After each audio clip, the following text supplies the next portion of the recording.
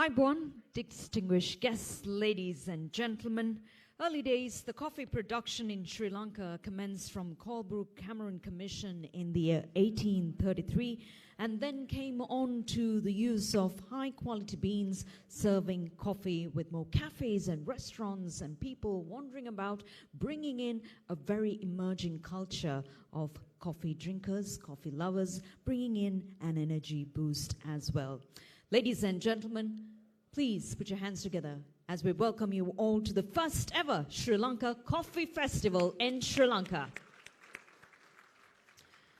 A celebration of homegrown Sri Lankan specialty coffee and Sri Lanka's re-emerging coffee culture has organized this event by the Market Development Facility in partnership with the Sri Lanka coffee industry. We're truly honored to have you with us, ladies and gentlemen, and we say a very warm welcome to all our guests who are joining us virtually as well. On today's session, ladies and gentlemen, we have a fantastic panel discussion. We have two panel discussions, which is one focused towards the government sector on the growth and the progress, and then we have the support systems coming in from the private sectors. So two panel discussions plus a fantastic launch and many other events taking place this evening's proceedings. Right at the outset, we'd like to say a very warm welcome to our speakers. We're joined by the Secretary of the Ministry of Tourism, Mr. S. Hettiarachchi, His Excellency David Hawley, the Australian High Commissioner to Sri Lanka, and our government sector panel who has joined us here today. We have the Chairman of the Export Development Board, Mr. Suresh Dimel. We have Dr. Ananda Subasinghe, Director Research, Department of Export Agriculture, and Major General G. Vijitha Ravipriya, Director General of the Sri Lanka Customs. As well as from the private sector, we're joined by the Principal Investigator of MDF's Value Chain Analysis, Dr. Asoka Senaviratne, Mr. Krishan Samaratne, Colombo Coffee Company, Mr. Matt Grayley, Director Raw Material Coffee, and that is from Australia, and all of them will be joined by, together with the Country Director for Market Development Facility, Ms. Momina Saqib. So while we thank you all for being with us here this evening, we hope you find today's session to be more informative and useful in creating new links and relationships between various stakeholders in specialty coffee industry. Ladies and gentlemen, we'd also like to note that we'll be taking photographs and videos right throughout the event. And now, to formally welcome you all this evening, I have the pleasure of inviting the Secretary of the Ministry of Tourism, Mr. S. Hettiarachchi, to address you now. Your applause, ladies and gentlemen.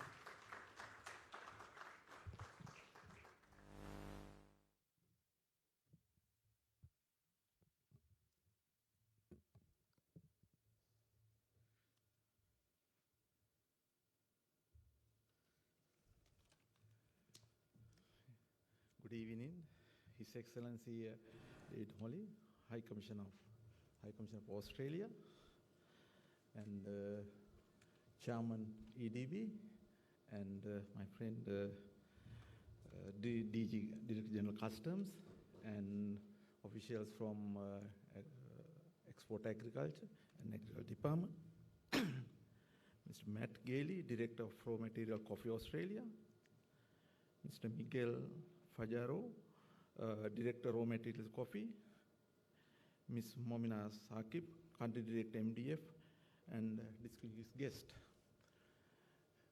Actually, we arranged this meeting 1 year or 2 years back before COVID, I think 2020 October, but unfortunately because of the COVID situation, we have to postpone it. Anyway, I want to thank everybody who organized this fantastic event to promote Sri Lanka coffee. My duty is to welcome all distinguished guests today and Your Excellencies, ladies and gentlemen. My memory runs back at the Dutch period and the British period when the coffee in Sri Lanka was thriving industry. By 1863, Sri Lanka's market share of coffee in Europe had been around 90 million sterling pounds.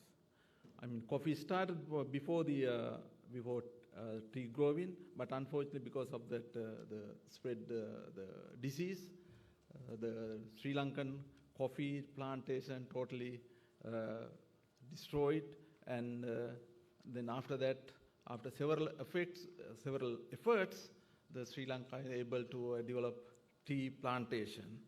But anyway, today promoting coffee is a good initiative. Sometimes maybe you may think, what is the connection, correlation between tourism and coffee?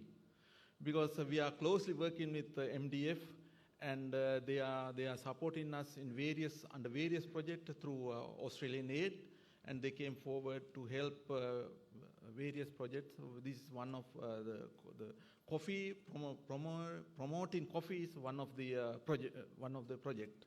So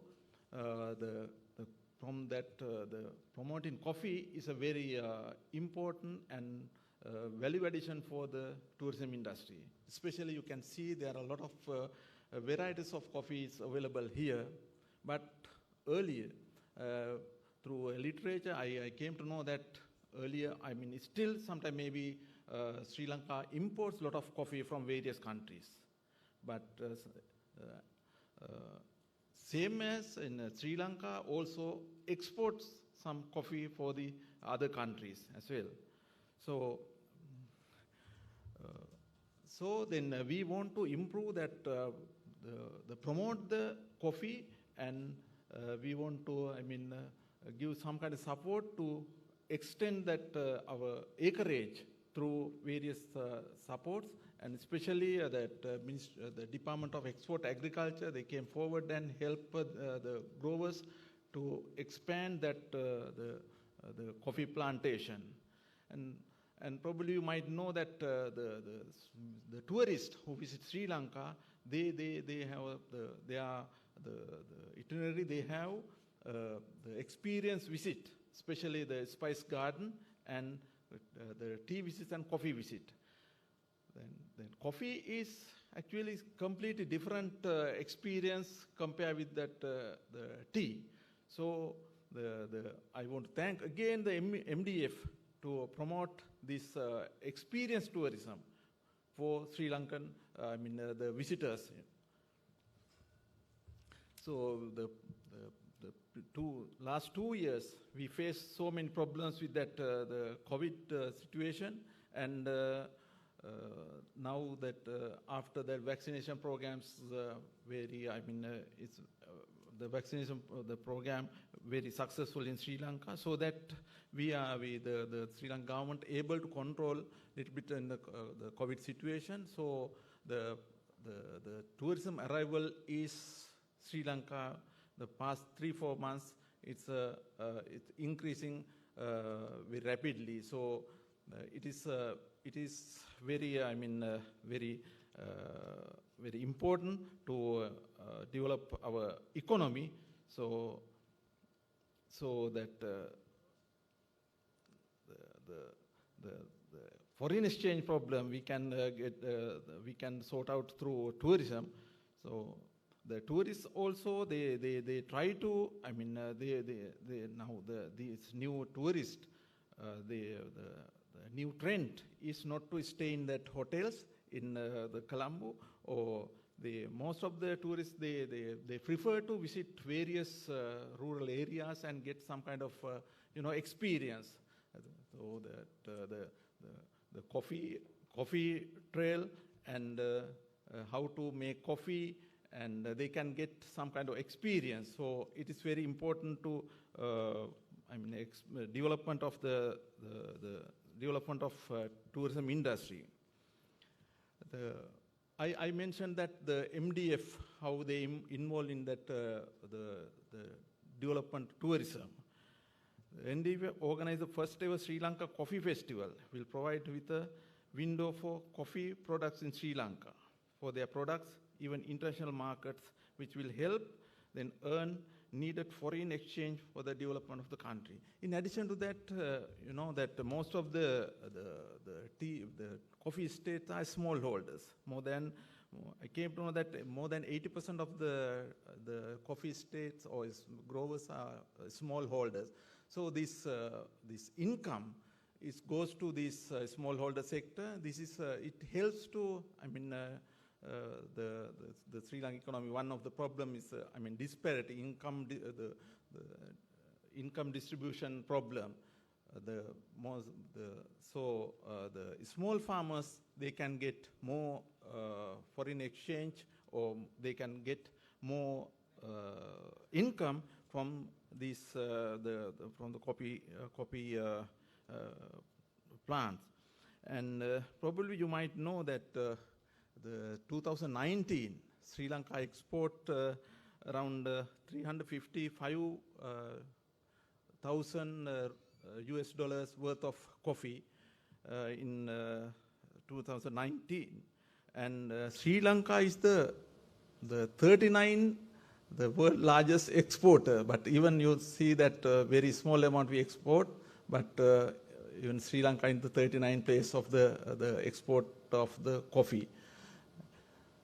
And finally, I want to thank again the organizers, especially the MDF, and the support of that various private sector organizers, and they came forward and organized this type of the seminar with that support of the government and private sector. It is my pleasure to, I mean, thanks again, and it's a huge achievement, because last 2 years we were unable to, I mean, organize this type of things. But today, anyway, it is materialized this this event. So I'm very thankful everybody from especially that Australian government, Australian High Commissioner, and the MDF staff, and other all government staff, as well as the private sector. Thank you very much, and have a nice evening. Thank you.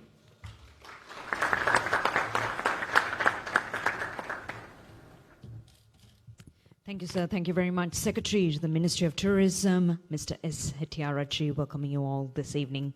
Ladies and gentlemen, Australia has been very instrumental in supporting us, and now we have the Australian High Commissioner to Sri Lanka, His Excellency Mr. David Hawley, to take us through why Australia is investing in specialty coffee sector for growth and the way forward. Put your hands together, ladies and gentlemen, for His Excellency.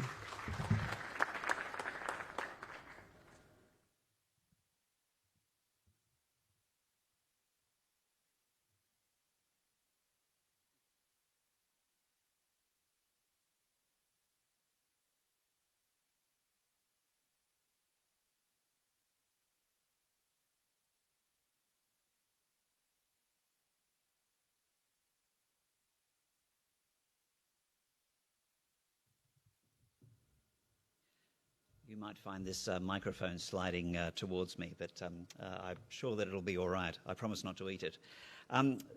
Secretary of the Ministry of Tourism, Chairman of the Export Development Board, Director General of Customs, ladies and gentlemen, private sector partners, Ayabawan, Vanakkam, Assalamu alaikum, and a very good afternoon to you all. Thank you very much for being here, and I'm delighted.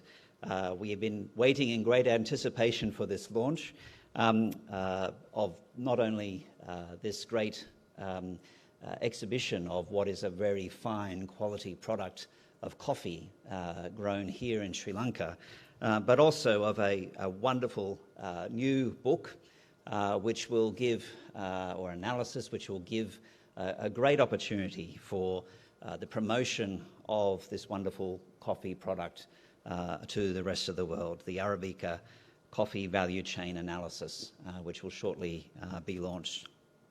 The analysis provides a one-of-a-kind, in-depth focus of Sri Lanka's Arabica coffee sector, and it will be something that all stakeholders can use to align their efforts to achieve sustainable growth of this niche industry, but also to be able to take this wonderful product to the world and to be able to ensure that the product is well explained to a market that's eagerly awaiting a new taste in coffee.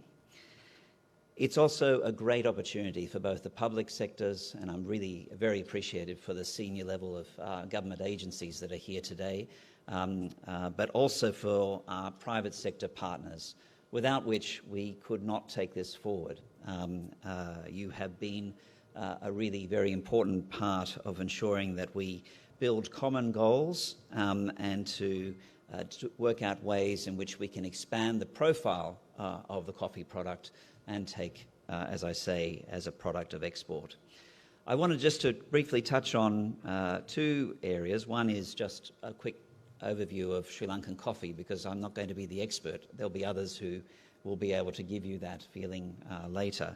But I did want to just spend a little bit of time in also explaining Australia's role here today as well.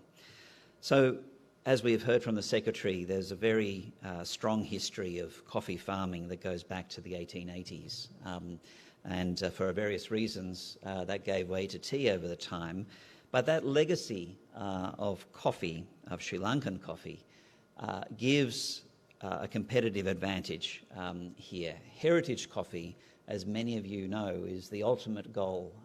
Many are trying to find that ultimate plant that started it all.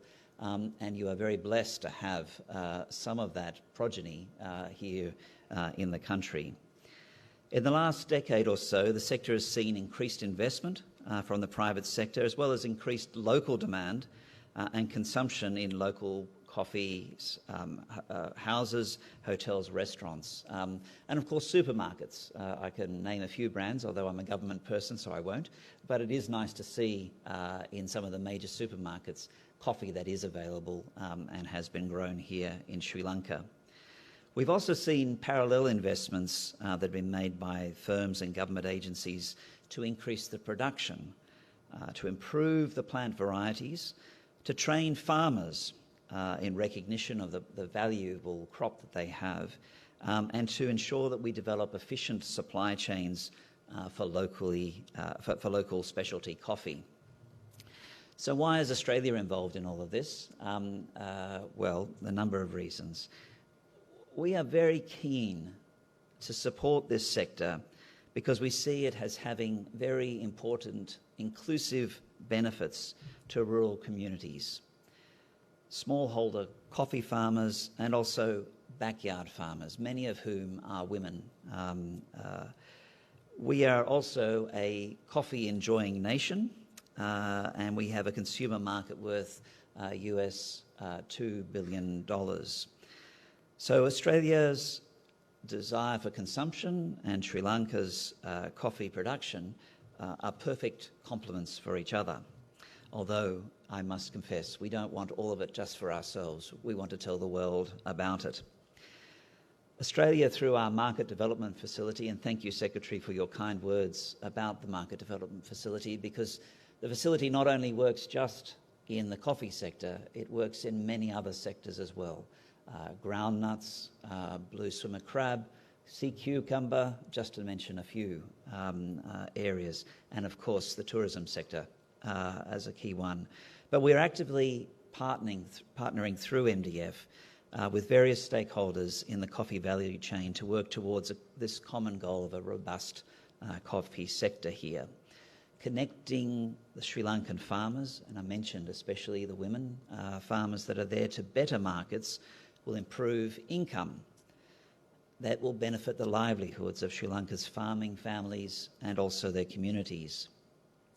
But we've also been focusing our efforts through MDF on supporting coffee roasters to improve their product, also farmers to be able to ensure that they are providing a quality product, and processors to be able to ensure that knowledge on post-harvest losses and also are minimised, and we can also increase the volume of production.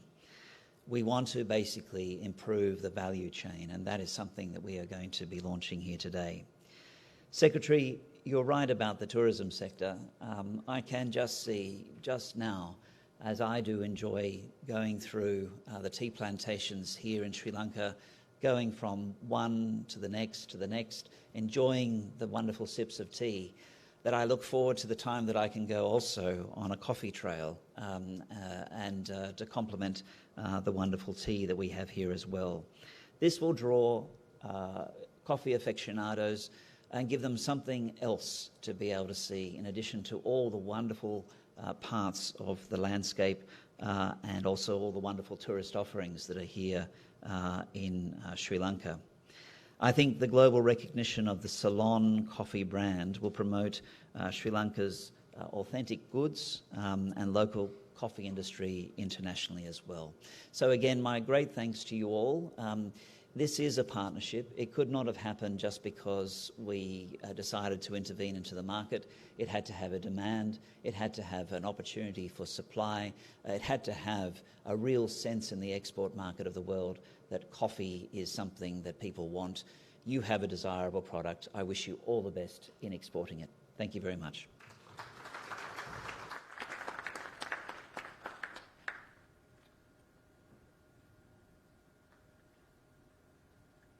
Thank you, sir, for your kind words. His Excellency, the Australian High Commissioner to Sri Lanka, His Excellency David Holly, taking us through the interest towards Sri Lanka and, more importantly, looking at the aspect of supporting the sector for rural benefits to our farmers, to the women farmers, as well as improve our value chains as well. Thank you very much, sir, for those kind words. Ladies and gentlemen, we are now moving on to a significant moment: Australia's support to the Sri Lankan coffee sector and the launch of the Arabica Coffee Value Chain Analysis. I would like to invite Dr. Asoka Senaviratne, the Principal Investigator for MDF's new report, Arabica Coffee Value Chain Analysis, and together with Mr. Rinosh Nasser, Chairperson of the Sri Lanka Coffee Association, and Mr. Kushan Samararatne, Secretary of the Lanka Coffee Association, to join the High Commissioner to present the report. This report, ladies and gentlemen, is a one-of-a-kind, in-depth analysis into Sri Lanka's specialty Arabica coffee sector and collects information from bean to cup, charting the pathways to scale and identify opportunities for growth in the Arabica coffee subsector in Sri Lanka. We have a photographic opportunity to all our journalists, so we'd like to invite you to please come forward for this photograph. And ladies and gentlemen, we have the High Commissioner and Dr. Asoka, who will present the volume to Rinosh Nasser and Mr. Kushan Samararatne.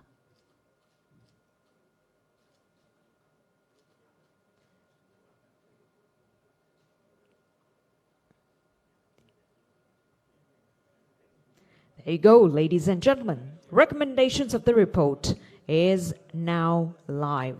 Arabica Coffee Value Chain Analysis. Can we give them a round of applause, ladies and gentlemen?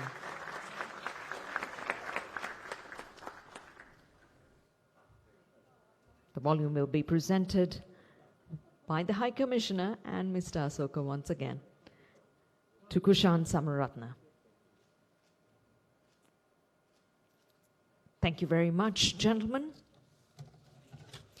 And now, ladies and gentlemen, we'd like to invite Mr. Kushan Samararatne to take us through the importance or the relevance or the goals of this entire project. Please put your hands together to the Secretary of the Lanka Coffee Association.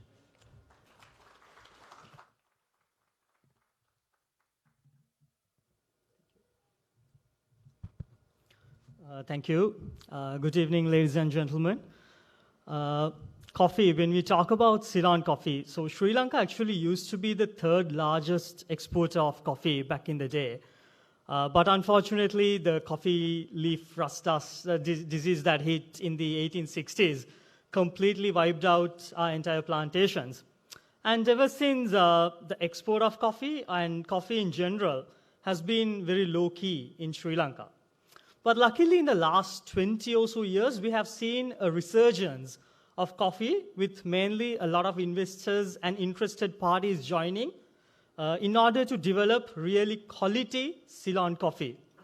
The best part of it is that it's spread across all through the value chain in processors, planters, farmers, roasters, government organizations, non-governmental organizations, both domestic and international market they're targeting, which is a really good thing to see. Domestically, there's a lot of niche cafes or coffee shops that are coming up, and a lot of specialty coffee brands that are really catering to develop the Ceylon coffee to its deserved state, which is a really nice thing to see.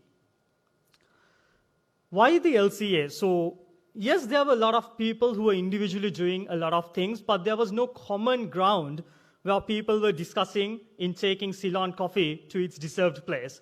And that's where the idea of the Lanka Coffee Association was born. So a lot of key stakeholders had a lot of discussions in order to take this Lanka Coffee Association to where it is today. And finally, I'm happy to say that we managed to have the first ever National Association for Coffee in Sri Lanka as the Lanka Coffee Association, or the LCA.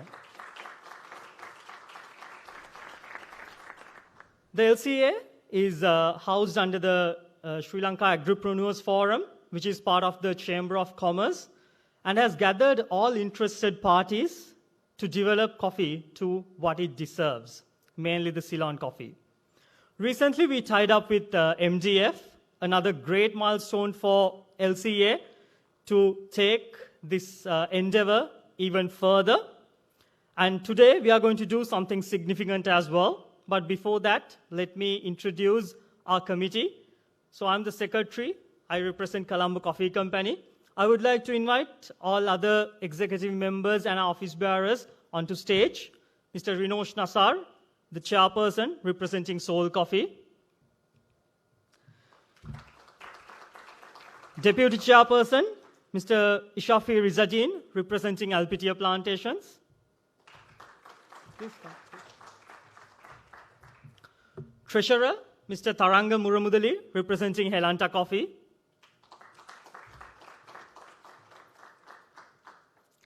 Committee members, Mr. Ashen Pereira, representing JM Robertson & Co. Mr. Shelton Tenura, representing Tree of Life.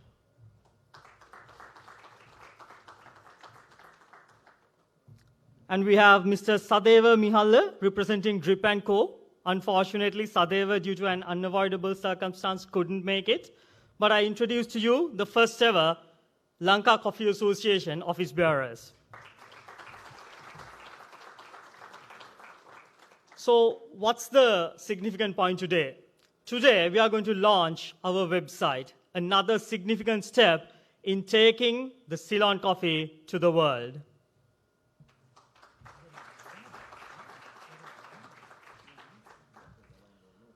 I invite all of you who are gathered here today to be a part of the Lanka Coffee Association. Let's take Ceylon coffee to where it deserves in the world. Thank you.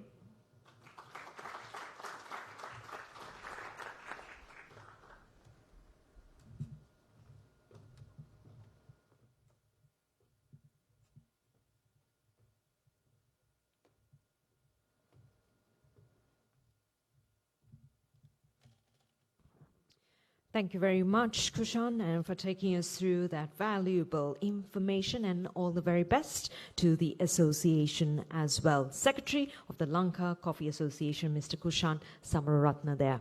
Ladies and gentlemen, now we're going to connect to you virtually. We have two very important gentlemen joining us online.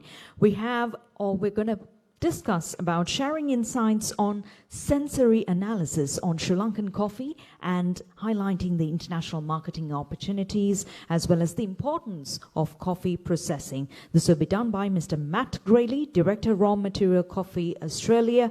Raw Material is a global green coffee social enterprise who works in Colombia, Rwanda, Burundi, and Timor-Leste and Mexico. And we also have Mr. Miguel Farjado from the Colombian Coffee Expert and Director of Raw Material Coffee.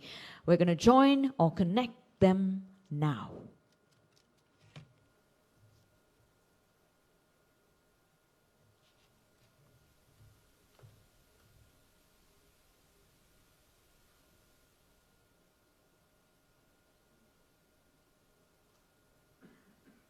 We are very excited to work with you all to chart a course to the specialty market. So today, across the next 25 minutes, I'm going to share some stories of our experience of bringing community to the specialty market, and then describe a little bit about that specialty market really is and for whom it's most valuable. And then I'll discuss Sri Lanka's context and potential before handing you over to Miguel, who is going to give an overview of the processing steps required to produce specialty coffee. What we want to use this opportunity for is to really add color to the conceptual information that you'll hear across today's event, to fill in the gaps with a lot of photos and really create a window into what the activities discussed really look like. So Miguel and I are from Raw Material, the social enterprise that we started about a decade ago with the goal of eliminating poverty from the coffee supply chain. Most of the world's coffee is produced by smallholder farmers with less than 5 hectares in their hands, and most of these producers live below the poverty line. The specialty market is a solution to this situation if demand can be directed to those for whom it would benefit the most. To that end, 100% of our profits work to provide economic freedom for coffee producers worldwide. We seek communities that can benefit greatly from the market, and then we build a plan with them to reach it together. And then we invest all bits into infrastructure, training, and systems to bring the quality up, and then carefully execute marketing plans to get it to the market at the right time through the right channels. So far, we have directly 10,000 farmers that we now purchase coffee from and deliver to the market. And each country and each community has a different path to the specialty market. And we're now in 5 producing countries: Colombia, Timor-Leste, Rwanda, Burundi, Mexico, while building demand for high impact specialty coffee all across the world, from Russia to South Africa, Japan, the UK, many, many countries. So let's have a little look into some of the different ways that this different paths this can take, as every context is different.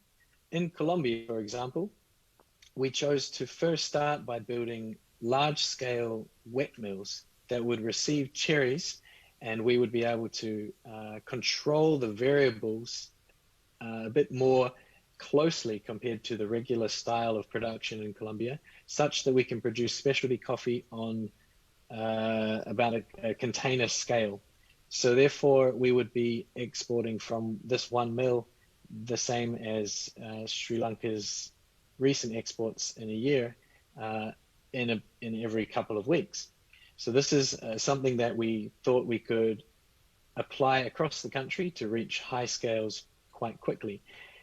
Also, we coupled that with building cupping labs to evaluate the characteristics of coffee right out there in the field. So we can have visitors, like in these photos, you can see someone from Russia, Germany, Colombia, Taiwan.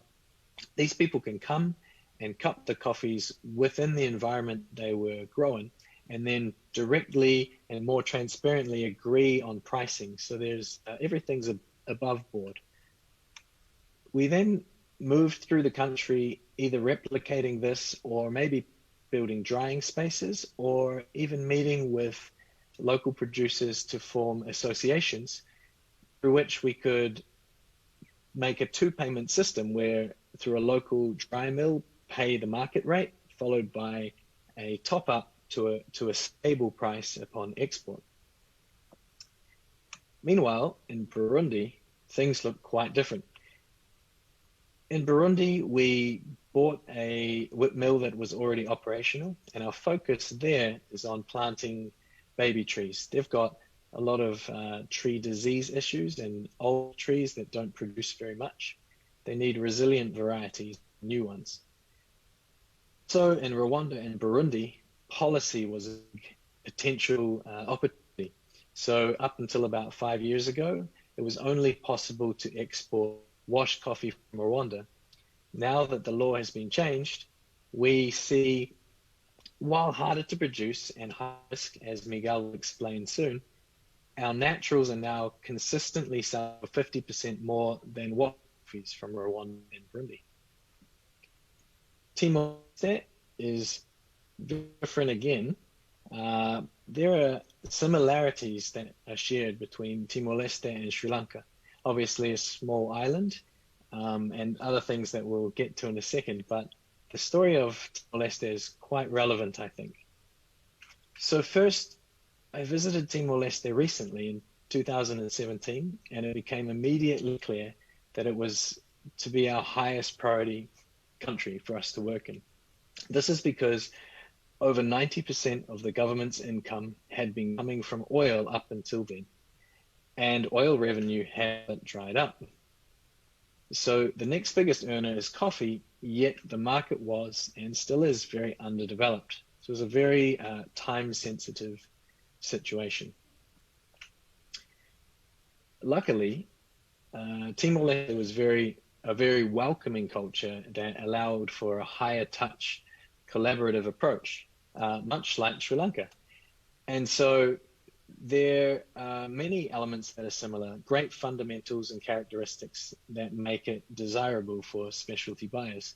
First thing we did was Miguel arrived to teach the processing course in person so that we could get good practices out across the country quite quickly, focusing on just 5 things that could be achieved without much in the way of investment, things that are just changes in practice, not in equipment. These are picking, cleaning, fermentation, drying, and storage. Now, with Sri Lanka, we believe a 6th focus is required, and that is sorting post-mill and protocols for export, which Miguel will go into shortly. Next, Ameta, our newest director in raw material and shareholder, he came on board, and with Miguel, they worked on a series of best practices guides that were widely distributed so people could from them as needed.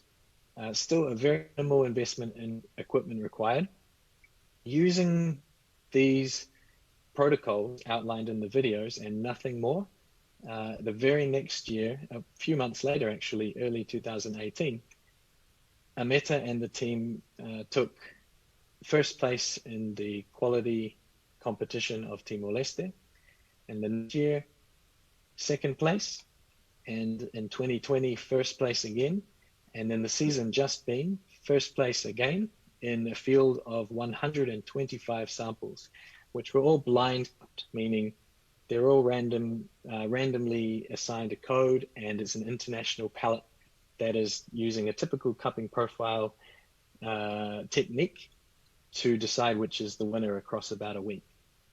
And they did nothing more than following the protocols that are reasonably simple that Miguel will outline shortly. So with the help of MDF, we had been expanding the reach of these techniques through building wet mills and bringing on more business partners across the previous 2 years. And in an amazing effort, from the 7 villages that we work with, we actually took 7 of the top 10 places last season, which is quite unbelievable. But Miguel will bring these coffees as examples when he travels to Sri Lanka in a couple of months, so you can try them. So let's look a little bit closer at the specialty market, what it is and what it isn't. So the first most obvious characteristic is that it's a market in which consumers are willing to pay higher, more stable prices, just as long as that quality matches. Most countries we go to claim that they've got the best coffee in the world. That's just something that happens. It doesn't matter where it be. Even in the Galapagos, I tasted maybe one of the worst coffees of my life while being told it was the greatest coffee in the world. So though it's a personal opinion in many regards, there is something called the Q grade, and this is a technical tasting system. And by that standard, there is a real quality that can be achieved, and roasters out there will desire coffees 80 points and above, and they're willing to pay more for those coffees, and other coffees, they won't.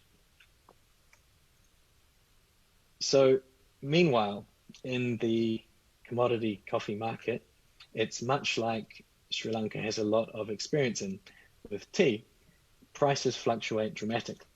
So this often can leave no income for producers after costs. For example, this is a 10-year period in Colombia around the time we started.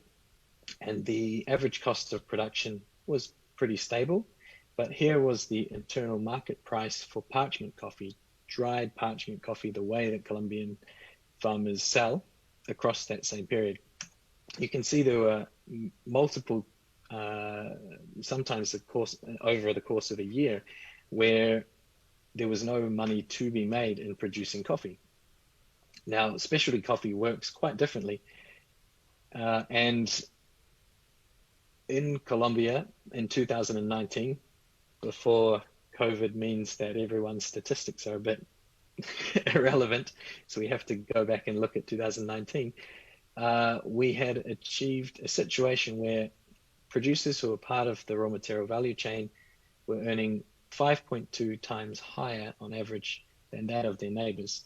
And now these are producers who were doing things the old way and have made these little changes and now are selling to this specialty market. And that's something we would like to help Sri Lanka achieve from the day one. The other thing that the specialty market is very collaborative. So there are marketing opportunities to consider wherein, for example, specialty roasters and baristas will enter these high stakes Formula One games, Formula One-esque games of barista championships, roasting championships, and they're attended by huge numbers of very influential business owners.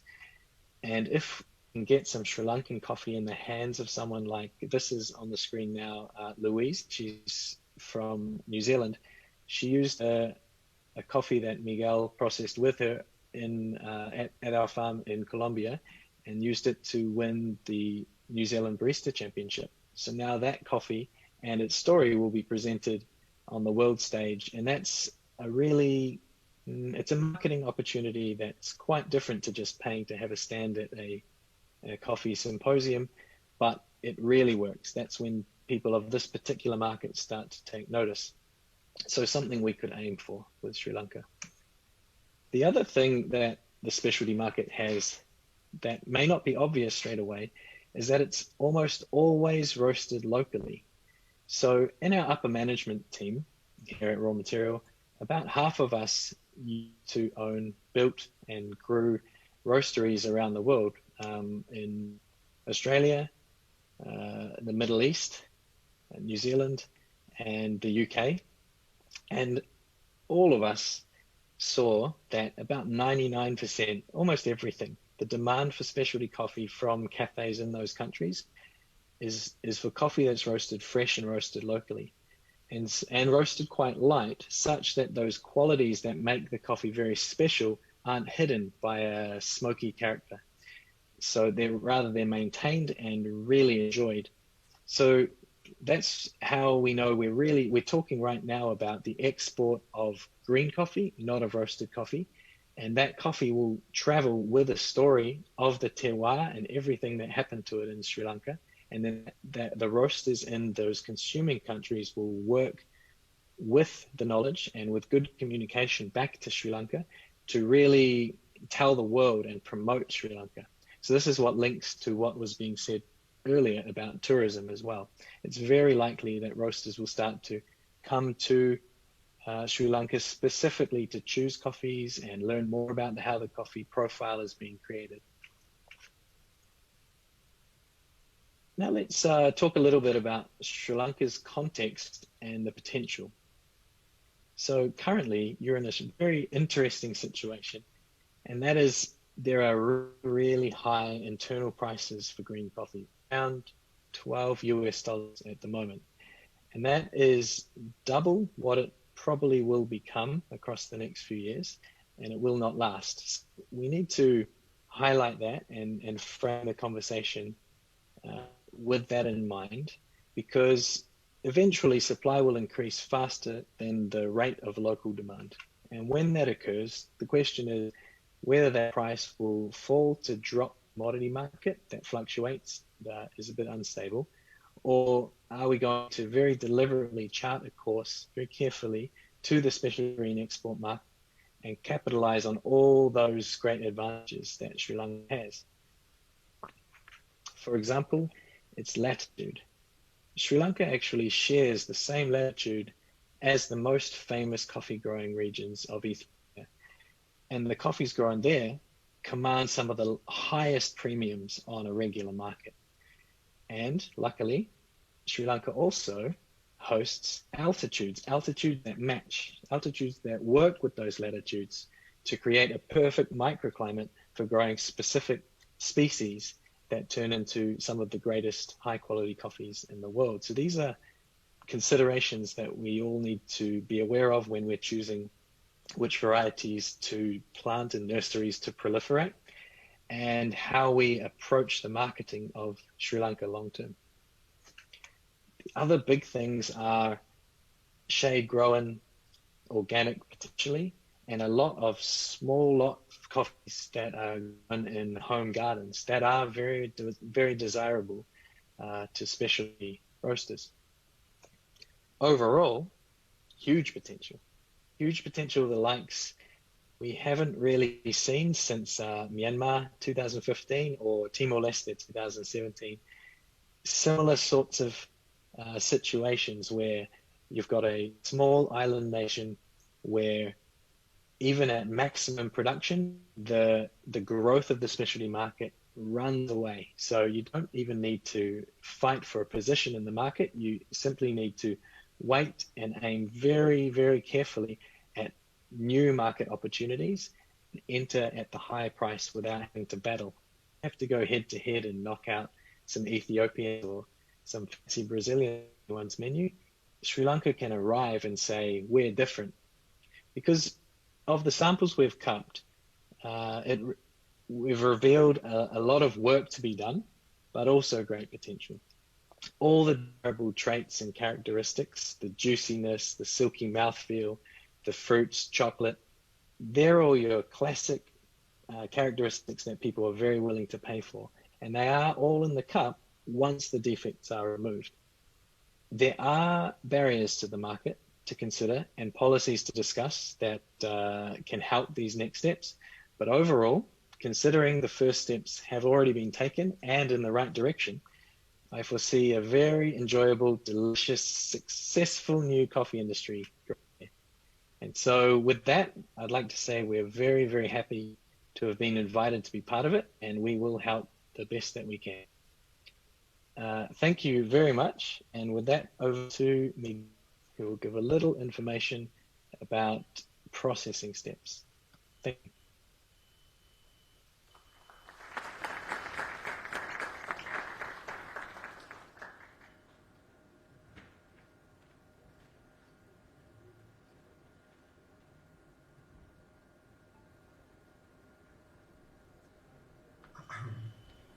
Hello, everyone.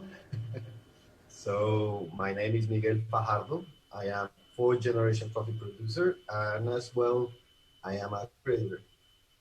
As Matt said and outlined, I talk to you a little bit about coffee processing and the different achievements that we've been able to do across this 10-year journey and life coffee growing and learning, which are 5 to 6 simple steps in which we can take a really good fruit and make it taste consistently good and scalable to the market. So first, as Matt was saying, this was one of the trainings and certifications we had the chance to do with multiple producers in Timor-Leste. And so the importance of being able to visit is that the classes on site allow the possibility to work towards the coffee cherry and learn all the multiple variables that affect the final taste. So as we were in, everything with regards to coffee quality is regards to how it is taste. What's the final flavor that you'll find in coffee? Hence, coffee processing is very important, but as well, being able to share it and to make the information available, it would allow application of these simple steps in a wider community. So one of the things that we did in Timor-Leste as well, that we hope and we're looking forward to do in Sri Lanka, is to do some video guides plus the visit to some specific trainings on processing. In general sense, processing is taking the coffee bean and taking it to a dry percentage of 10 to 11%. How you maintain the different layers of that bean, it will remark the different levels of processing.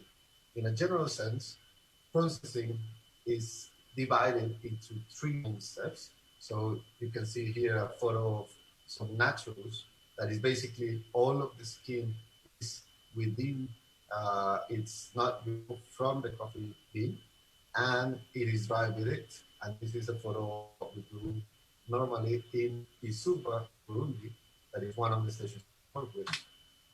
A honey process is basically once you remove that skin, you'll find a layer of mucilage that is basically a lot of sugar and pectins.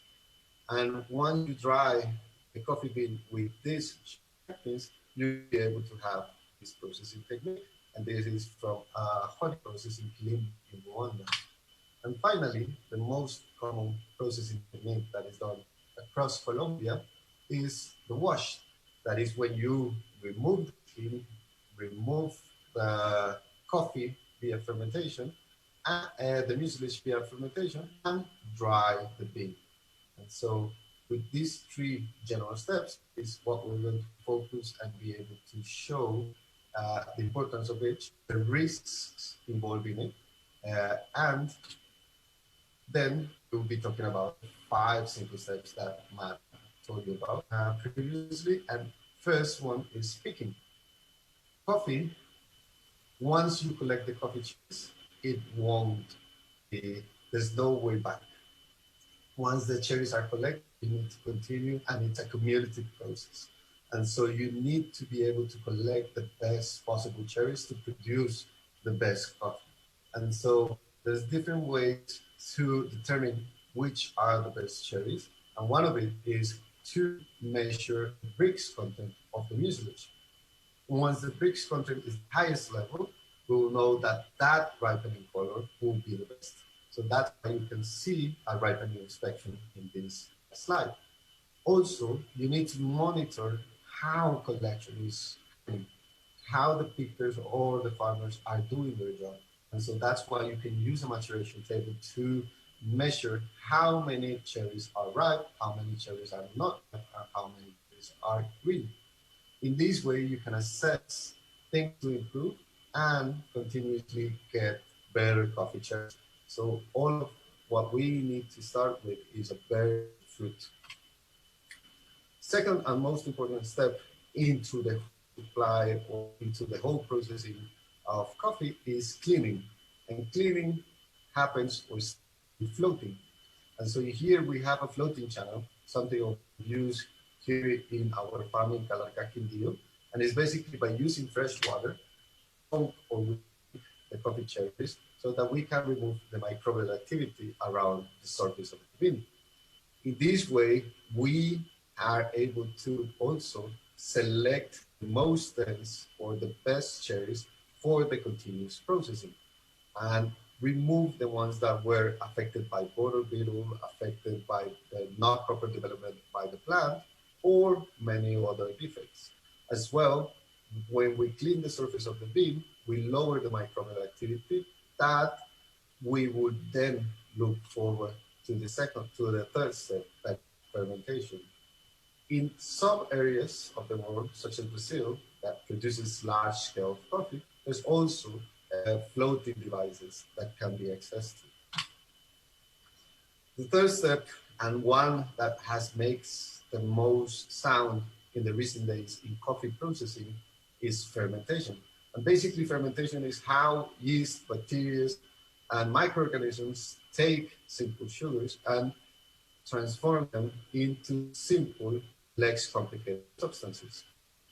This process of is used in other industries, as you might know, wine industry, cheese industry, and within fermentation, we are able to modulate flavor. And if we are able to work and understand the fermentation process, we will be able to understand what happens in a spontaneous fermentation that is less controlled fermentation. But if we are able to then have access to training, understand what's happening in the process, and we might have access to pH meters, temperature control, you will be able to consistently or potentially achieving similar flavor profiles to all processing. As you remember, the first three major steps of processing were the naturals, honeys, and washed. Fermentation happens in all of them at different levels, different stages. But if you're able to control fermentation and you're able to modulate it, then you will be able to achieve multiple flavor profiles and as well be able to obtain the best quality coffee. Recently in Colombia, where we have the sort of research facility in our farm, the Phoenix, we have been using plastic cloths to put fresh water on top of the fermentation vessel. This allows us to control temperature and to make or have a consistent anaerobic environment. The anoxic fermentation that goes through for or within the coffee has provided really good results that can be replicated in other parts of the world. And we are now testing coffees from Rwanda, from Burundi, done with this technique, and we have seen really good results. The focus of what we do is to do simple and general things that can be replicated across producing countries to maximize the quality of the bean. In the fermentation, coffee is produced or is covered with a lot of carbohydrates and pectins. This is what we ferment, and that's what we use as a substrate to our process. All of the bacteria that normally exist in the biota are lactobacteria, fungus, and yeast that transform all of these sugars into different elements. Being able to understand that will allow us to modulate flavor. And so, in general sense, what we have seen and have discussed within friends is that metabolic activity, dryness, stress, fermentation byproducts are the elements that help modulate flavor. In a general sense, natural taste, red berries, honeys have a mixture of both, or have a sensible taste of tea and florality. And the steps that go through and that help modulate flavor are also drying. It's important that every step is very clean and that all of the areas where coffee is drawn needs to be very accessible and easy to clean. All the things that we use in the coffee industry and the specialty coffee industry is mechanical dryers that help and assist all of the process to making all of these coffees taste the best. The storage is the final point that we usually talk about with with most of coffee growing countries. And as you can see, these areas are clean, open, and dry so that the coffee maintains its quality through the whole shelf life. You can see multiple dry mills around the world. And one of the things that we saw and that we wanted to touch is that within Sri Lanka, one of the things that needs to be potentially established and discussed is grading. Grading is to be able to sort and determine the minimum amount of defects that are allowed for a coffee to be exported to other markets. And so you can use multiple machinery to remove undesired beans, such as densimetric tables, optical sorters, and evaluate the green bean is very important. This is a photo of a purchasing station in Quinchía in Risaralda, Colombia. And one of the things that you can see on the back is an FNC poster that talks about the defects within coffee. And the person is analyzing the coffee that they just received to know what's going to be the yield, what are the main defects that it has, and what it can be done through this coffee to get the best green beans out. All of what we do and everything that we focus on processing is to be able to have comparative results, as Matt said, with roasters around the world, and to be able to show that the quality of the beans that we are processing are of ideal quality. And as a result, and as Matt outlined, all of the effort that we have seen and part of what we have worked pays off in a general sense, as we see, as Louis from New Zealand used coffees from us to compete in a world barista stage, and Meta being able to win some of the competitions in Timor-Leste. And that's the general achievements that we would like and we're very interested of sharing in Sri Lanka and trying to learn, as Matt outlined. Every individual country is different. Every country has its own potential, and we need to be able to assess it properly. So thank you very much for your time.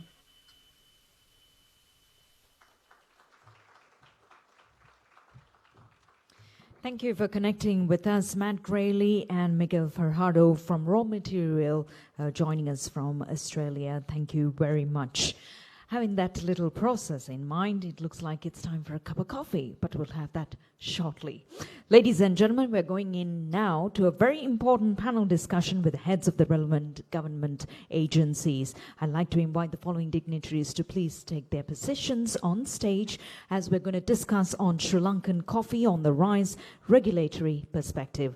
We'd like to invite the chairman of the Export Development Board, Mr. Suresh Dimel, together with the Director Research Department of Export Agriculture, Dr. Ananda Subasinghe, Director General of the Sri Lanka Customs, Major General G. Ravi Priya, and we're also joined by the moderator, Nimmi Galliarachi, Country Coordinator and of Agronomy Focal, MDF, who leads our coffee work. Can we put our hands together, ladies and gentlemen, for our dignitaries?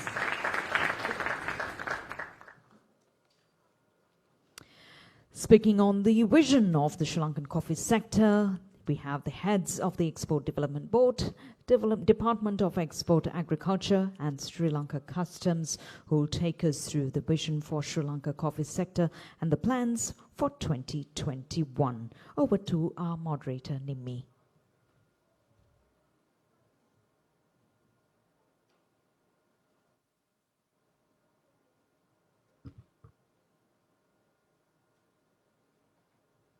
Well, it's really nice to see such a massive turn up from the industry. So I, again, hereby welcome you to Sri Lanka's first coffee festival. And we're really excited to have you over. So I think we had a few interesting segments, and now we're moving into doing something that's quite timely, which is, yes, like a few people mentioned that private sector in Sri Lanka for the drive of the coffee sector is really important, but also government sector is there to support the private sector industry to grow a little bit bigger, a little bit better. So I think today we have 3 panelists joining us to discuss with us the industry issues, the opportunities, and also what is next for us in Sri Lanka for coffee with the support of the government. So I'd like to welcome Mr. Suresh Dimel, who is the chairperson of Sri Lanka Export Development Board. And then we have Dr. Ananda Subasinghe, who is the Director Research at Department of Export Agriculture. And then we have Mr. Ravi Priya, who is the Director General of Sri Lanka Customs. So I hereby welcome all the 3 of you, and thank you so much for spending time with us in preparation and also today, finally, at the event. So welcome. All right, so coffee definitely is a growing sector in Sri Lanka. A lot of private sector interest in terms of cultivations, in terms of roasting coffee, purchasing coffee, and also some of you who are currently here, you're thinking of exporting coffee, maybe in bigger volumes. So it's quite interesting. So since we're talking about expansion in cultivations, because Sri Lanka has gotten this new interest to invest a little bit better in coffee, Agronomically speaking, we could do things to sort of improve the cultivations. How do we get a better yield from the land extent we have? So I'd like to ask a question from Dr. Ananda Subasinghe in terms of improving the productivities of coffee cultivations in Sri Lanka. So what do you suggest? How can the Department of Export Agriculture, your direction and your advices, how would it help the smallholder farmers or the plantations who is investing in the cultivations of coffee in Sri Lanka? Just first thank you for all MDF and all the organizers for inviting me to this important session. Talking the productivity, actually it's a long story, but in brief I want to say in Sri Lankan now, currently the productivity is around 400 or to 500 kilogram per hectare. It is very low. When we are talking on Lak Parak, the new variety, the potential is 2000 kilogram per hectare. So we can think what is the productivity is very, very less. So I want to explain in brief on productivity. You know, in coffee cultivation, in their growth cycle, there are two phases. One is vegetative phase, the other one is reproductive phase. In the growth, in the vegetative phase, we should know to manage the cultivation, to increase the yield, especially to maintain the canopy, to increase the horizontal branches. The reason is all the fruits are coming from the horizontal branches and each node. If we can increase the number of laterals or number of horizontal branches in the vegetative phase, then we can increase the yield. The other phase is reproductive phase. The reproductive phase, it is very, very sensitive to soil moisture and after the solar radiation, especially the soil moisture. In the reproductive phase, especially from the flowering to harvesting, for flower initiation, it needs a drought spell around 3 to 4 weeks drought spell, then the rain. Then they are initiating the flowers. At this stage, it needs more water, soil moisture. When rain is starting, they are giving flowers, but it stops the rain, then again drought. What will happen? They will not open the flowers, not the pollination, not fruit setting. So what will happen? Yield will be very high, very low. And again, after pollination, they start fruit filling and fruit enlarging. It also needs water.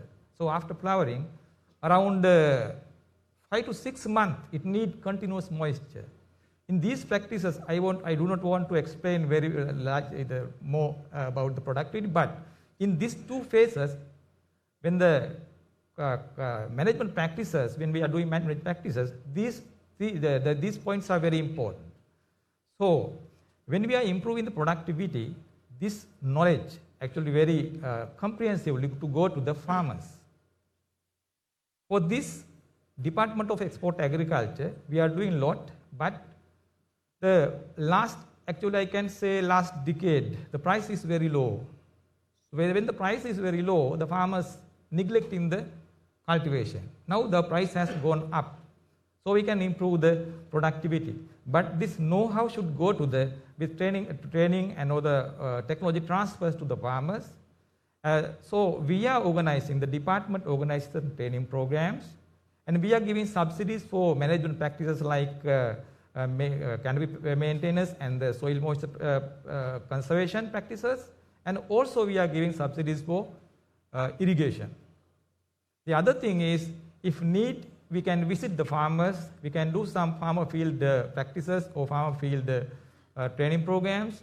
In this way, the department can go to the farmers and we can increase the productivity. So increase the productivity, we need to practice or we need to manage the crop very well. You can see that in the first presentation, he said, we have a very huge potential. We have a very good microclimate. We have a very good place in the world, in tropical region. So we can increase the productivity, but we need to very close supervision to the cultivation. Otherwise, we can't increase the productivity. So I believe one of the key roles that Department of Export Agriculture can play is this technology transfer, visiting farmers more frequently and maybe designing programs around how to do this technical transfer in a more farmer-friendly way, because we know they need information retention and the techniques should be designed around higher, improved information retention, right? So perhaps that's something that the industry is looking forward to get the support of DEA. Thank you so much, Dr. Subisingh, for that. So my next question is actually to Mr. Suresh Dimel. So you've been talking about this export processing village concept, which I think is quite interesting for the coffee sector, because we have a lot of buyers. Even if you look around the room, we have a lot of coffee companies who are willing to buy coffee these days, but there is a shortage in the market, and that demand is increasing. So I think your concept directly feeds into improving the supply of the local coffee.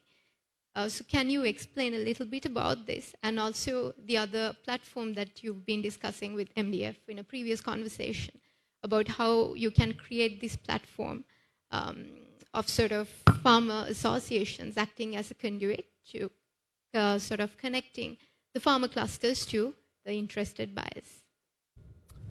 Thank you, Nimi.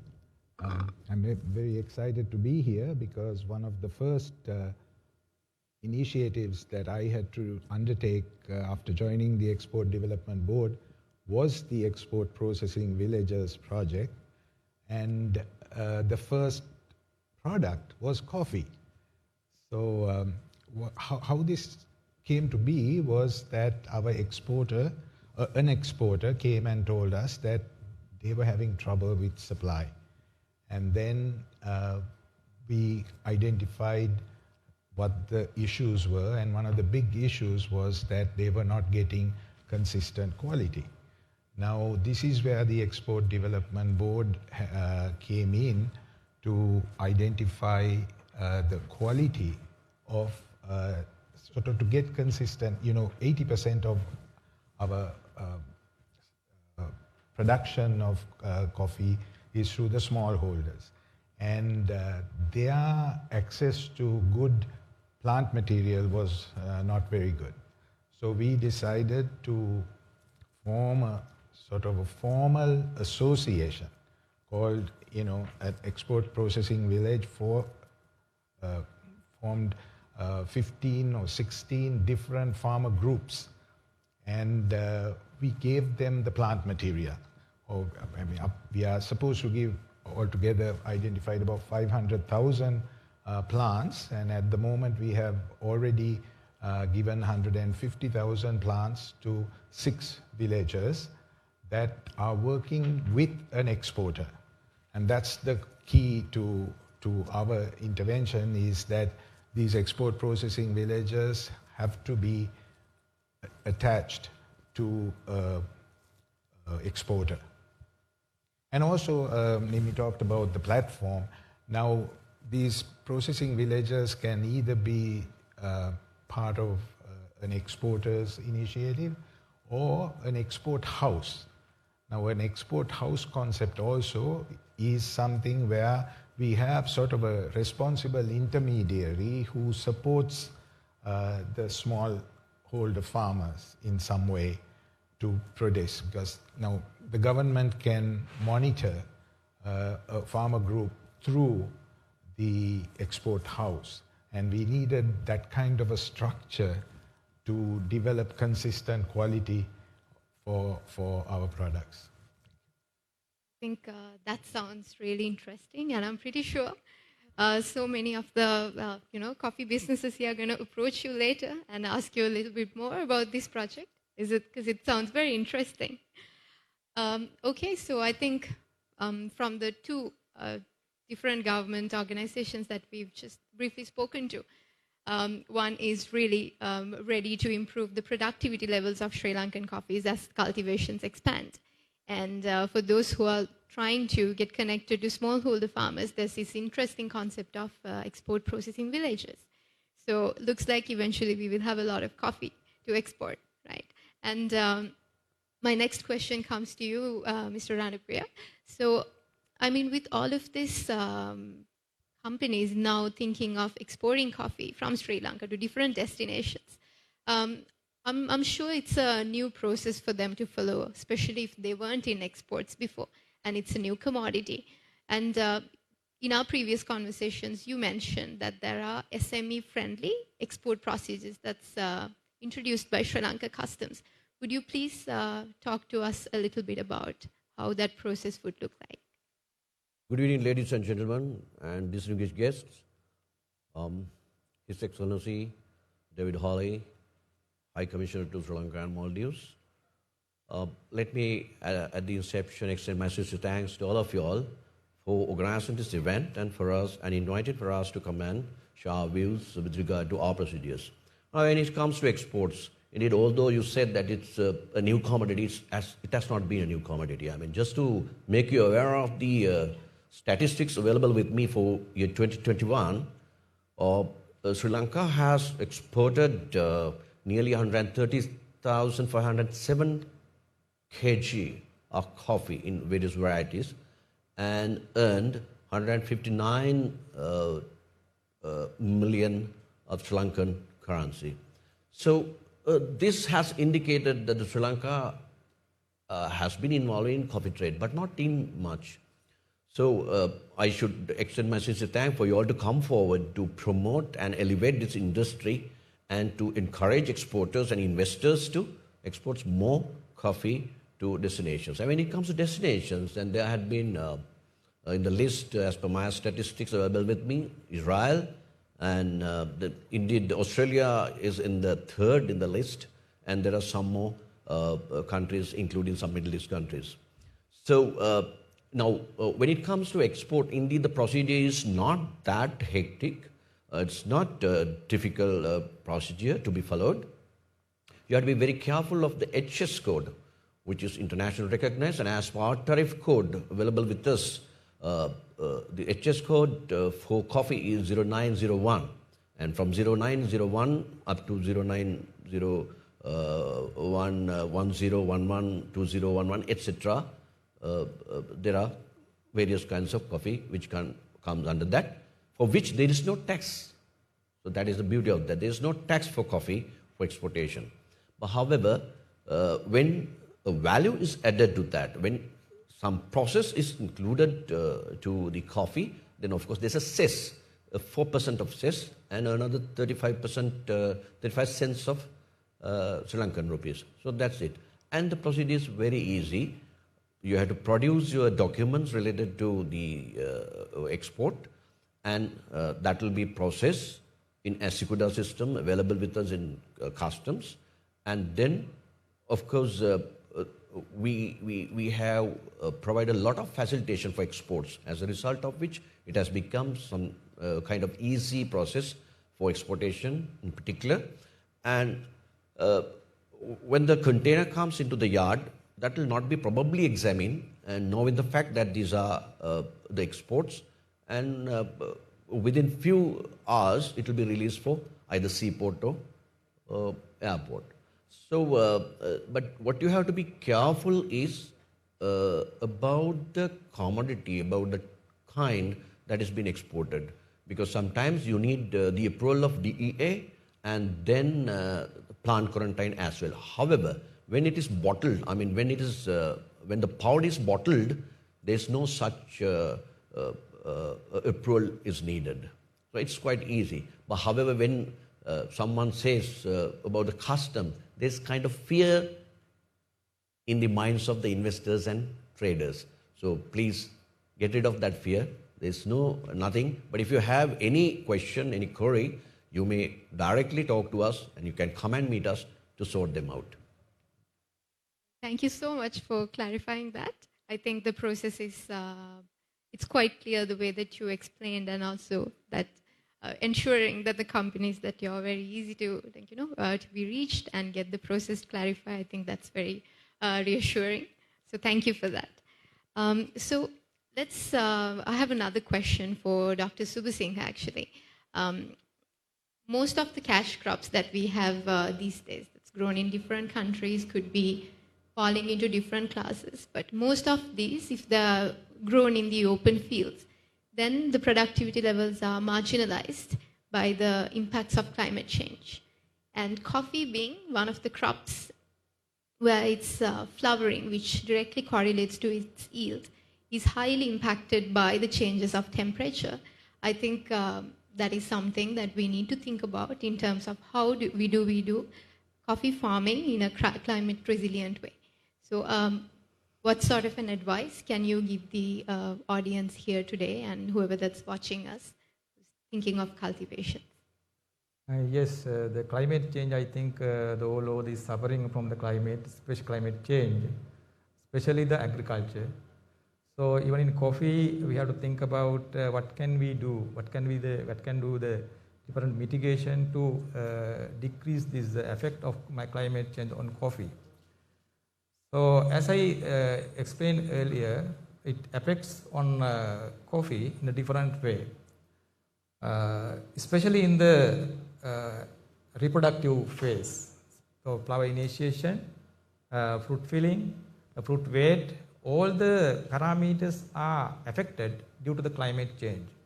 As we already know, now we don't have the Yala and Maha season, the rain seasons. We have long drought spells, heavy rains.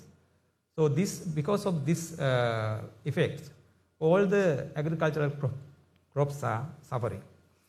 So we can mitigate these effects actually, especially we can talk on the when the long drought spell, the crops are suffering with the stresses, especially the water stress and heat stress. When there is a high temperature, higher solar radiation, plants are suffering with heat stress. And due to the less soil moisture, then plants are suffering with water stress. So both the stresses can be reduced if we can do the proper irrigation systems. But some of the area we don't have enough water. But if we can provide irrigation systems at the right time, especially in the reproductive phase, flowering and fruit filling stage, if we can provide, then we can increase the productivity, especially the weight of fruits. The other thing is, if we can modify the microclimate, there are some techniques to modify the microclimate to reduce stress, then we can increase the yield.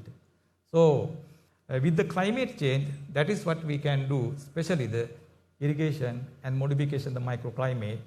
So we have to explain very much on that, but briefly I can say these are the Thank you very much, Doctor. I think these are also enveloped in the packages, so the support packages that Department of Export Agriculture has for the farmers and the plantation companies who's keen on getting your extension advice. Okay. Well, I think my next question goes to Mr. Suresh Timel. We know that cinnamon now as a crop that's recognized for Sri Lanka, that we have geographic indication or we have the GI indexing for that particular crop, right? So, and we know that you have been in conversation, know that you have pipeline plans to do this and complete this soon for pepper. Since this is a very coffee-focused conversation, I'd like to ask you, where is coffee placed in GI indexing plans? Is it anywhere in the near future, or is that something that the government is focused on? Well, to tell you the truth, I think that the spices and tea will take precedence over coffee for now, but I hope that coffee will also be there, because actually the first GI we have ever got is for cinnamon, and that's just happening right now. And we've just completed that, and we've got GI for Ceylon cinnamon. So I think tea is working on it, and then hopefully we can get coffee also online.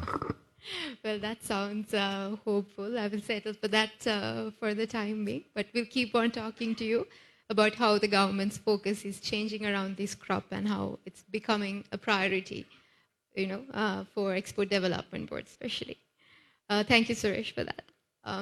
My next question is to Mr. Ravi Priya. I mean, you did briefly touch upon how the quarantine laws apply to when we export coffees. But also, let's think about coffee imports, because that's currently happening, as that was brought up before in a speech. So we do know that coffee imports are happening. It could be roasted, it could be green beans to different extents. Or even for exports, still the quarantine laws apply. So can you briefly talk a little bit around that, something that could, help the industry, which are the authorities that they need to get in touch with? Well, when it comes to importations of the coffee, indeed the raw material, raw coffee is not supposed to be imported. I think DA will agree with me. It's not allowed. But when it is processed and value added, of course, you can import it. But you have to be very careful with this import of coffee, because we do not produce much coffee.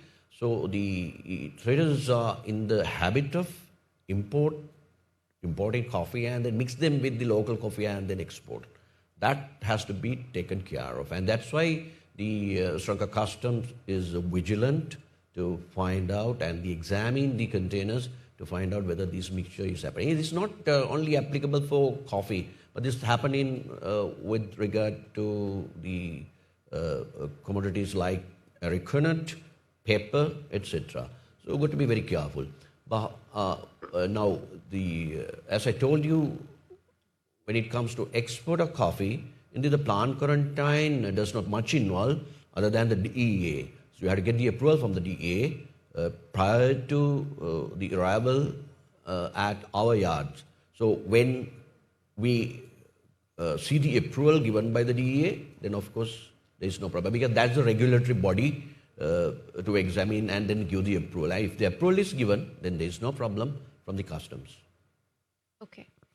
So I think we do have to be careful about those guidelines. They are there for a reason that concerns certain authorities, and if the coffee sector has a proper guidance as to who's to reach out to, in what point in time, I think that will help the industry quite a bit. Thank you, Mr. Ravipriya. Now we are moving on to a very brief round of questions, one question to each panelist. So let's, since we are running a little bit late on time, let's keep it to a very brief answer.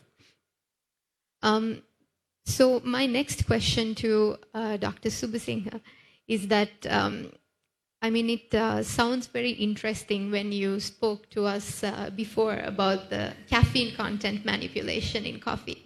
And I think previously Matt Graley's presentation also talked about shade-grown coffee. So can you please tell us a little bit about what exactly does it mean from an agronomical standpoint to look at caffeine manipulation of Robusta and Arabica? Yes, actually, the quality of the coffee depends on different factors like climate, especially the temperature, altitudes, variety, microclimate. All these factors are affecting the aroma and especially the taste. So the caffeine is one of them.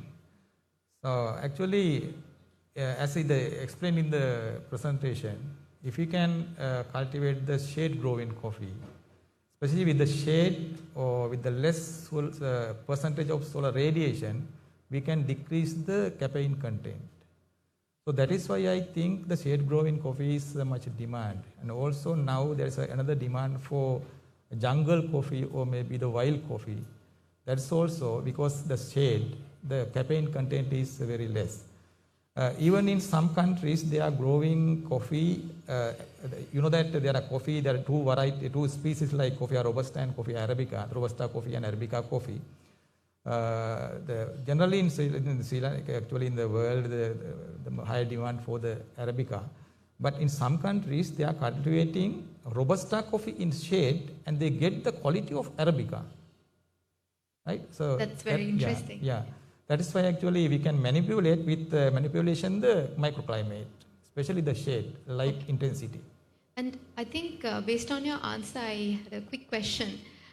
So if this is shade-grown coffee that we're talking about, as the shade crop, can they think about other intercropping options? If so, can you name a few for those who are interested to learn that? Yeah, in Sri Lanka, actually, most of the cultivation are smallholders. Some of them home garden, they are cultivating home gardens. We can intercrop easily with the main export crops like, not like with rubber, but tea and coconut.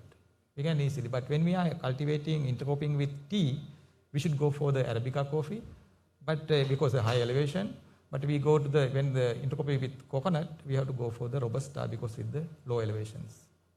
I'm sure there's going to be a lot of follow-up questions on this, but I think for now, that's a very good answer because it covers two different elevations. Thank you, Dr. Subasinghe. My next question is to Suresh.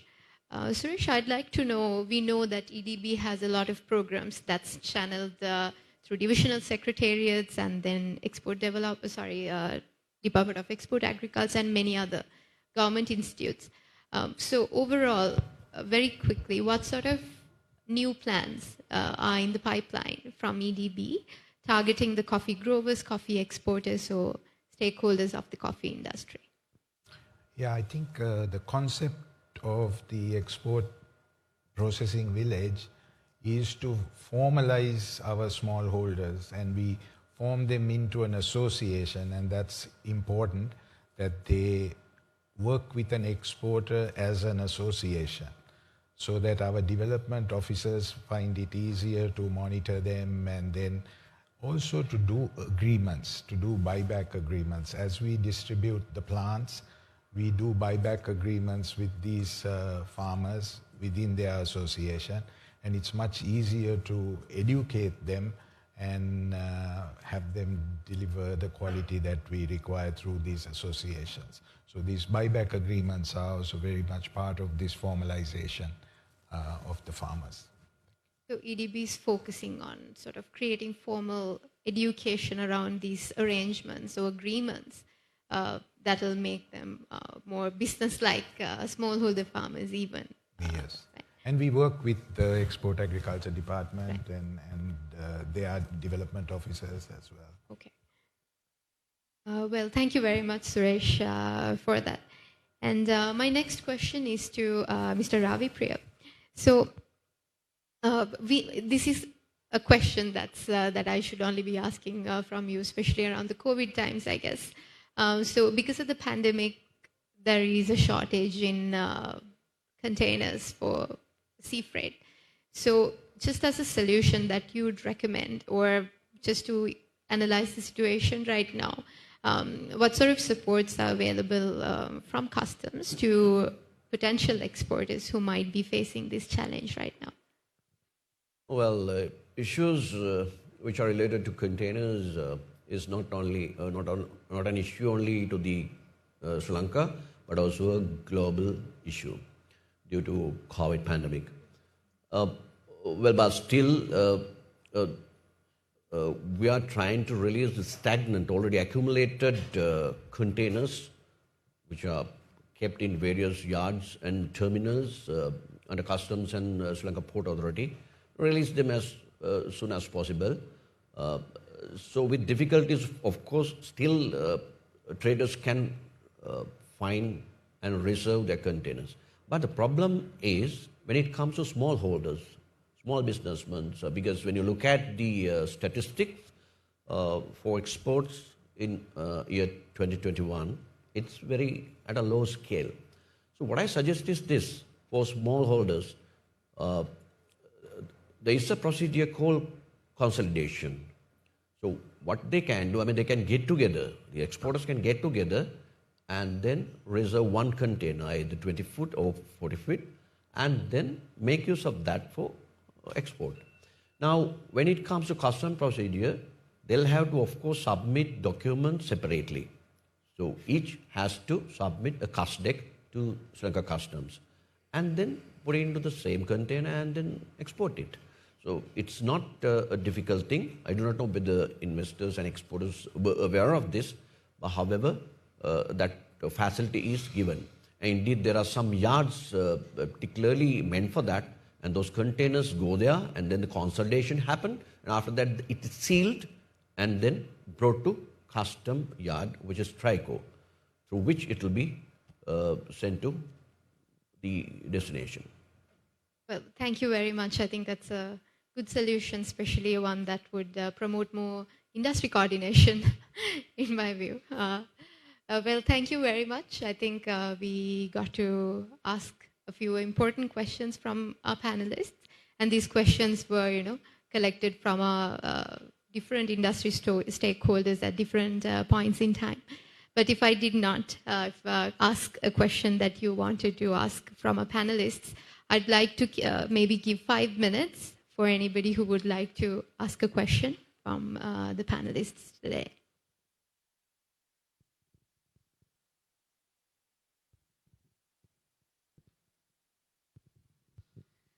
Good evening. My first question is with the pushing or with regards to distribution of the Lak Perakum varietal. So my first question is with regards to how, in the sense, in terms of sensory evaluation, how the Lak Perakum varietal has actually cropped up against the other varietals in Sri Lanka and other varietals in other countries such as Katuai, Katukai, Katura, and Bourbon varietals. And my other question is with regards to the monoculture that might be created with regards to planting only the Lak Perakum varietal. In the sense, what we saw in the 1800s was the coffee leaf rust spread rampant because of the fact that there was a monoculture of this. And what will the Department of Agriculture be doing to prevent this? For your first question, actually, we have our department nurseries and also the registered nurseries. So we have target by 2025 increase 1,000 hectares for each year, 250 hectares per year. So now we are planning to produce the planting material, not only the Lak Perakum, but we have for Arabica, we have S9, HDT and Katimo. But the Lak Perakum is very popular now among farmers. For the Robusta species also, we have IMY, S274, GCR, those are the varieties for Robusta. So we have varieties for both Robusta and Arabica. So we have our target, so we are now planning to produce planting material. The second question is, actually, may I ask the second question here? Yeah, so that was with regards to actually how the Lak Perakum and the other varietals that the Department of Agriculture is giving. The rust disease. Yeah, actually, you know that rust is already in the fields, but it is very, very less now in Sri Lanka. More or less, this Lak Perakum is not resistant but tolerant. As compared to other one, it is tolerant. And also the S9 also, S9 bit the less tolerant, but Lak Perakum is very good. It is high tolerant. But Robusta varieties, those are highly tolerant for rust. But as you know, any crop, if we are going for monoculture, the disease and pest we can see especially. But we can control. We can some treatments for the rust, even rust, and some other pests also. Especially in coffee, the pest is beribora. There are some management practices to reduce that. Well, thank you very much for the timely question that you asked, and this is something that most of the cultivators are asking from the technical experts these days. So thank you very much, and thank you for the answer, Dr. Subasinghe. I think we have time to take just one more quick question. Yes.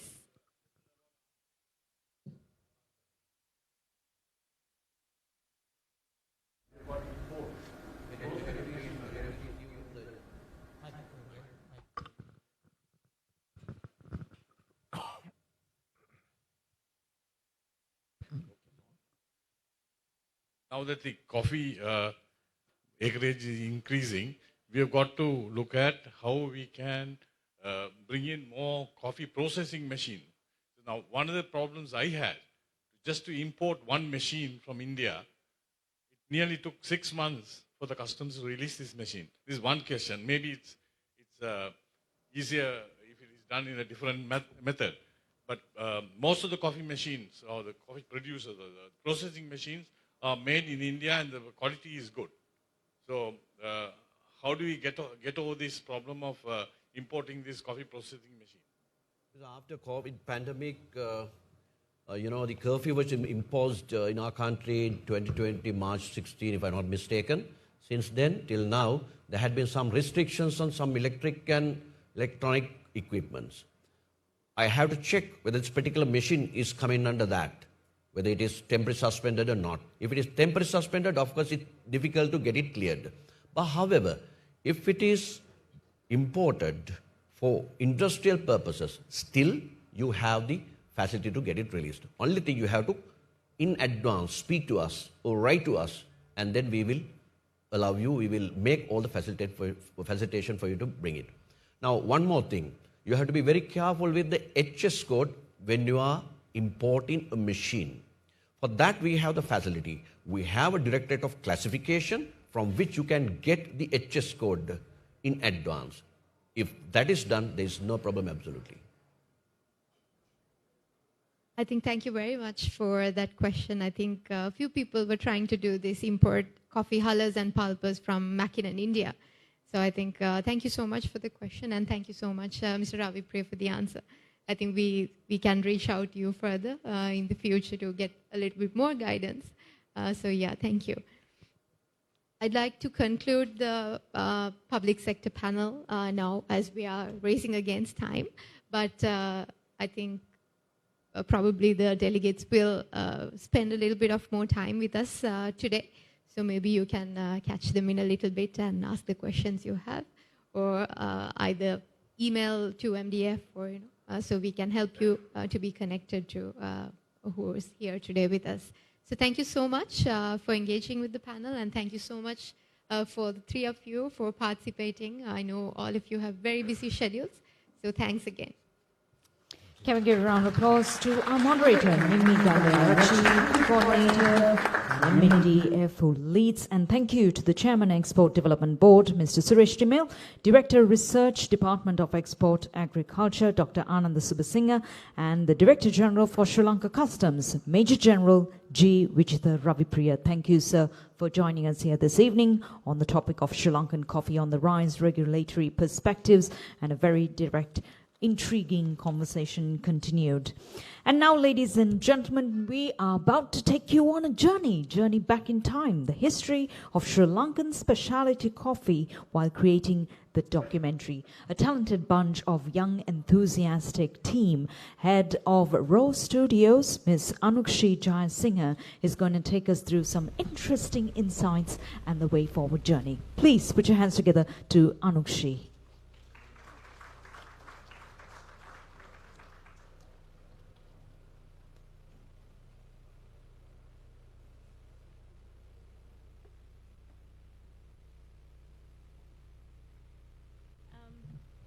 Good evening, everyone. My name is Anukshi, and I work for Raw Studios. We're a premium content production house that leverages our experience in digital storytelling for raw media to help brands tell better stories. We're also extremely honored to be here at the Sri Lanka Coffee Festival, which I personally have looked forward to since we were first introduced to MDF around a year and a half ago. That was in late 2020 when we received a call from MDF about coming on board as a partner for a coffee festival, and our immediate response was yes, mostly out of sheer curiosity and the possibility of lots of tastings, I won't lie. But when the festival had to be postponed, much to our disappointment, we decided to keep the conversation still going because we saw the opportunity to create something really interesting here. Because around the same time, we who had built our reputation around our trademark short explainer videos were feeling ready to foray into long-form video content. And we were tossing around ideas of what we could focus on. We were always really keen to produce a series on food because everyone loves food content, but we didn't want to produce just another visual feast of food and drinks being prepared and served up. Instead, we wanted to dive deeper into the present state of the entire industry, understand the different sectors and what they were doing in terms of innovation and sustainability, and find out what is the future of food and beverage in Sri Lanka. MDF had also expressed their interest in working with us to produce a video on what they were calling it at the time, Sri Lanka's coffee comeback. So we got really excited and the timing was perfect. The documentary you are about to see is the first episode of this series, Foodscapes. It's the result of a collaboration between MDF and Rose Studios to showcase the island's specialty coffee sector. And we do this by examining the country's history of growing and trading coffee and exploring what MDF and local specialty coffee brands are working towards today. What went into making this documentary, I can say looking back now, were 4 months of total fun, even though there was a lot of hard work involved. There were the initial informative discussions that we had with MDF, who gave us all the background information we needed and linked us with our partners. There was this particularly delightful workshop that Neem from Kopikade gave me on a Poya afternoon in between serving customers, and the enlightening conversations that we had with Sandhun from Temple Grounds and Rinosh from Soul Coffee, who spent hours talking to us, helping us understand why it's important that local customers know what goes into producing specialty coffee. And then, of course, there was the filming, which took us to the Central Province to speak with smallholder farmers, to Kandy to speak with a coffee cultivation expert, and to several offices, cafes, and roasteries in and around Colombo.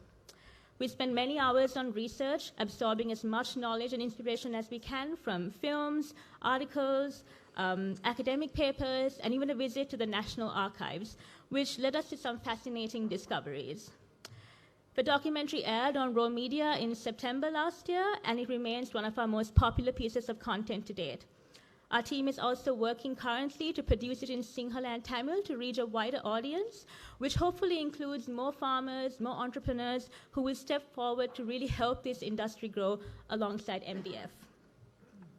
What we loved most about working on this documentary was meeting and learning from all those who were so generous with their time, who opened their doors to us, who just needed one phone call from us to say, yeah, absolutely. Not because of the visibility it promised, but because of their shared love for specialty coffee, which not everyone always understands, I know. And their genuine collective interest in educating local customers on why specialty coffee matters. We're thankful to a lot of individuals for their contributions to this documentary, and you'll see their names at the end of the film. But on behalf of Rose Studios and the crew who worked on this, who are unfortunately not here today, I'd like to express my sincere gratitude to Momina, Buddhi, and the MDF team for placing their trust and confidence in us to execute this project when we had never before embarked on a video of such depth and length. And most importantly, for giving us absolute creative freedom while constantly being there to support and guide us throughout the process.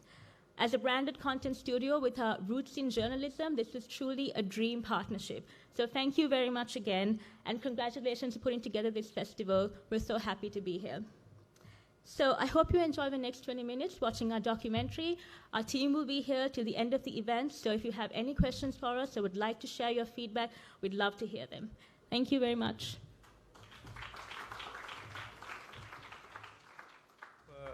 A niche market. We will have a significant amount of coffee that's coming out from Sri Lanka for export markets or for local market. අපි ලංකාවට coffee එකක් හුරු කරනවා නම් අපි දැනගෙන ඉන්න ඕන කොෆි එකක තියෙන වටිනාකම මොකක්ද කියන එක. So just because we produced good coffee in the 1860s or 1820s does not mean we can produce the best coffee in 2020. Times have changed and we have to catch up. You're saying this is 100% Ceylon coffee? How can you prove it?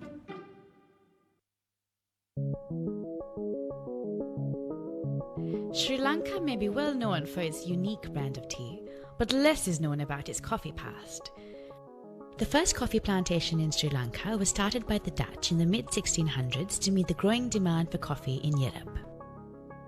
Yet, it wasn't until the British took over that Sri Lankan coffee began to thrive. We soon became one of the key exporters of coffee in the world. But in 1869, due to a region-wide blight caused by the fungus Hamelia vastatrix, all Arabica coffee crops were wiped out.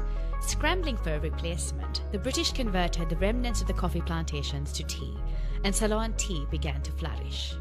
Coffee was soon forgotten about. Since then, much has changed in the world of coffee, and Sri Lanka is ready to get back in the game. This is a story of Sri Lankan coffee, its beginning, its demise, and its rebirth.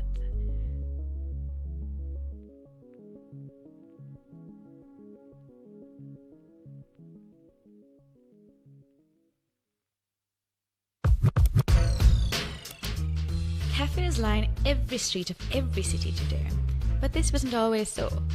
In the 1980s, cafe culture began to form, thanks to entities like Starbucks.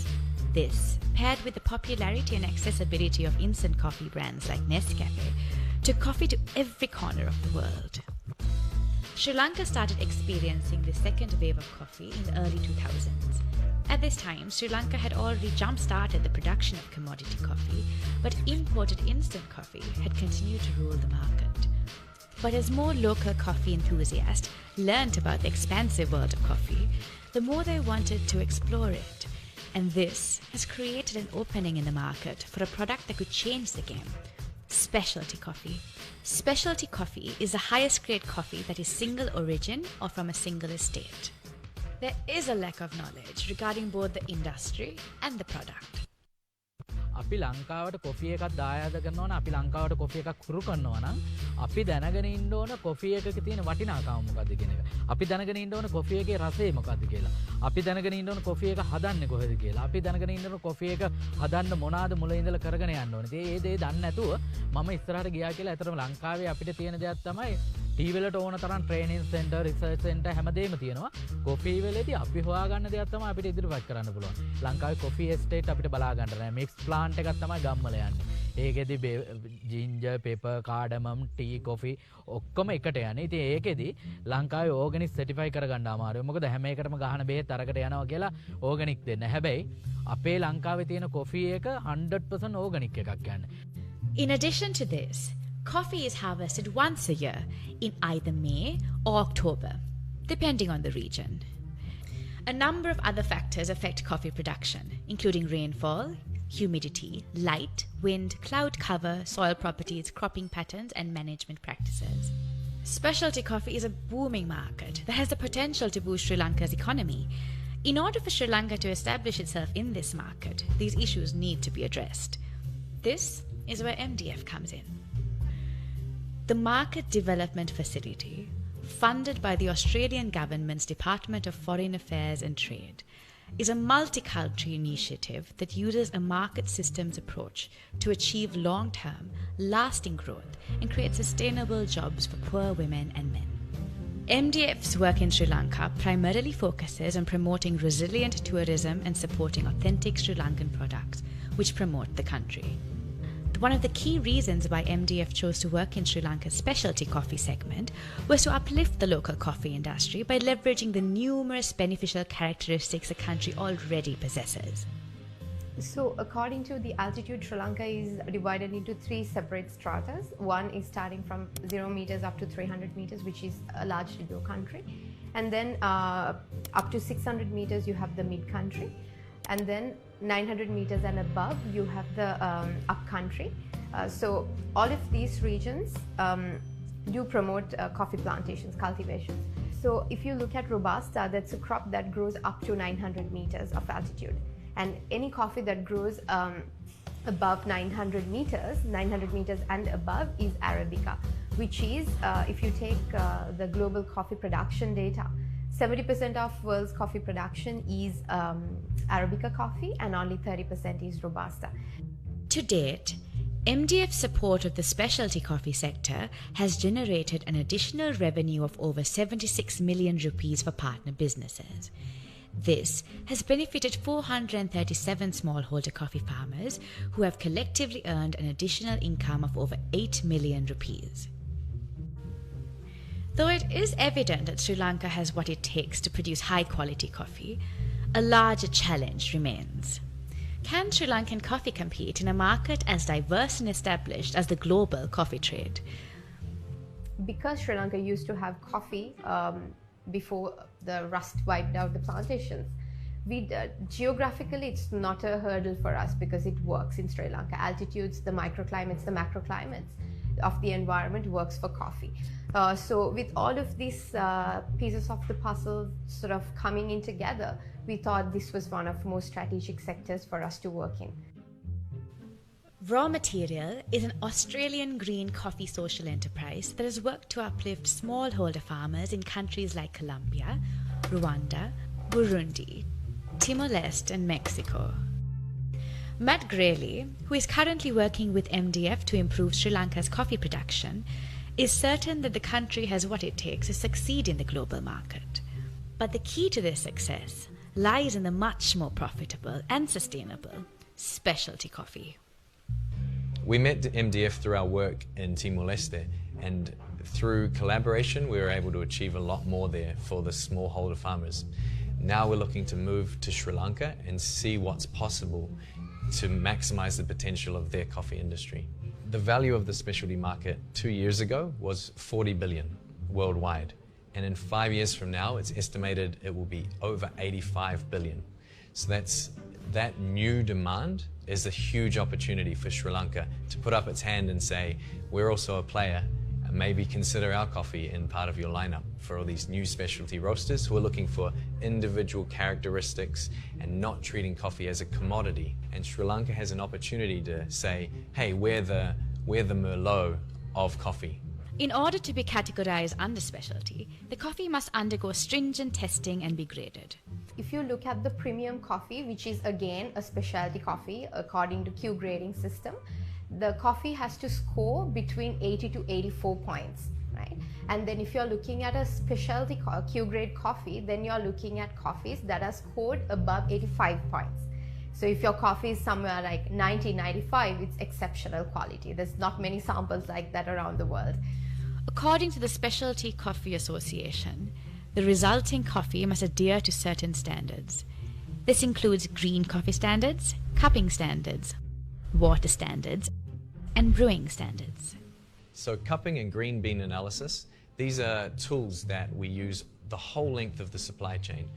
What it is first analyzing the physical characteristics of coffee. So we're talking about its moisture level, looking for defects, which are all defined with an international standard, roasting it in a particular way, and then finally cupping, which is grinding and adding hot water in just a bowl, no equipment required beyond that, so that it's replicatable in the same way everywhere around the world. Then we wait for a particular amount of time, break the crust. A vital aspect of specialty coffee is how it benefits not only the consumers, cafes and companies that process and sell it, but also the smallholder farmers. In Sri Lanka, 80% of specialty coffee is produced on smallholder farms of 0.5 hectares or less. The coffee produced on these farms account for about 5 to 8% of the farmer's income. But MDF believes that by making information more accessible and incentivizing growers better, this could be increased to 10% of their total income. When selling to the commodity market, prices can fluctuate wildly, and this causes a lot of issues for the smallholder families responsible for producing most of the world's coffee. So these are farms that are 5 hectares or less, and in some years, due to price fluctuations of the commodity market, there is no profit for the work that they do. The commodity market is like going to the supermarket and saying, I'd like some wine, red or white. That's about as far as it goes. Meanwhile, in the specialty market, that's like having a real opinion about the kind of wine you'd like to drink tonight, down to the grape, down to the region, down to the process. This means that one coffee is no longer replaceable with a different coffee if it's a lower price. What it means is that the differences of Sri Lanka, the differences of the variety, will be celebrated and remunerated by the roaster who's looking for that particular characteristic. That's the big difference of the specialty market. And that will hold the price stable and a lot higher than the commodity price over a long period of time. Arabica coffee is the most popular species of coffee plant in the world. But it is also primarily a smallholder crop, has short gestation periods, is easy to maintain, and has a small canopy, making it ideal for smallholder farms. While specialty coffee and the culture around it are well established in coffee-growing nations around the world, Sri Lanka still has a long way to go in terms of fine-tuning and marketing our coffee. At the forefront of this effort are a few coffee companies working to improve the industry while building a culture that appreciates specialty coffee around it. Temple Grounds are artisan coffee roasters, offering single origin coffees, both local and imported, to the Sri Lankan market. So what we tried to do and what we wanted to do was to introduce, and what we have done is the third wave of coffee to Sri Lanka. That's where people come and have a coffee, and it's no longer just that, they're also interested in the origin of the coffee. They want to know, what's this coffee, where did it come from, who made it, what's special about it, what's different about this coffee from the coffee that I had last week. And that's what specialty coffee is, right? I think we try to bring the farm to the cup. So if you look at our packaging, we have the elevation, where it comes from, the variety of the coffee beans, taste notes, things like that. So we try to give that to you, so you know in your head where actually the coffee is coming from. Coffee is a commodity. They sell coffee futures in the New York Stock Exchange and so on. So specialty coffee is usually priced a little bit more, and that price in return should give you better quality and better traceability. While Temple Grounds offers an experience to discerning local customers, Colombo Coffee Company hopes to open up Sri Lankan coffee to the global market. So at the moment, we are working with third-party people, but they are working with smallholder farmers and farmer networks. But we make sure that all these are very ethically sourced, and we go into the extent of going and visiting these farms time to time to make sure that things are in order, and we take it from there onwards. Sri Lankans are concerned about where the coffee is being sourced from, but they are not really going into the minute details of finding out, are these farmers being treated properly, are these coffees ethically sourced, are they organic, if they claim organic, what's the evidence to back that up. So that is, I think, another important factor, that you actually come and question us as well as other brands, asking, you saying this is 100% Ceylon coffee, how can you prove it? The number one change we would like to see is that the consistency and the quality is maintained at all levels. So if you look at Sri Lanka, we've been working with smallholder farmers for a very long time, and what we have realized is that the quality of the bean, it is there, but we are not doing enough to maintain that quality.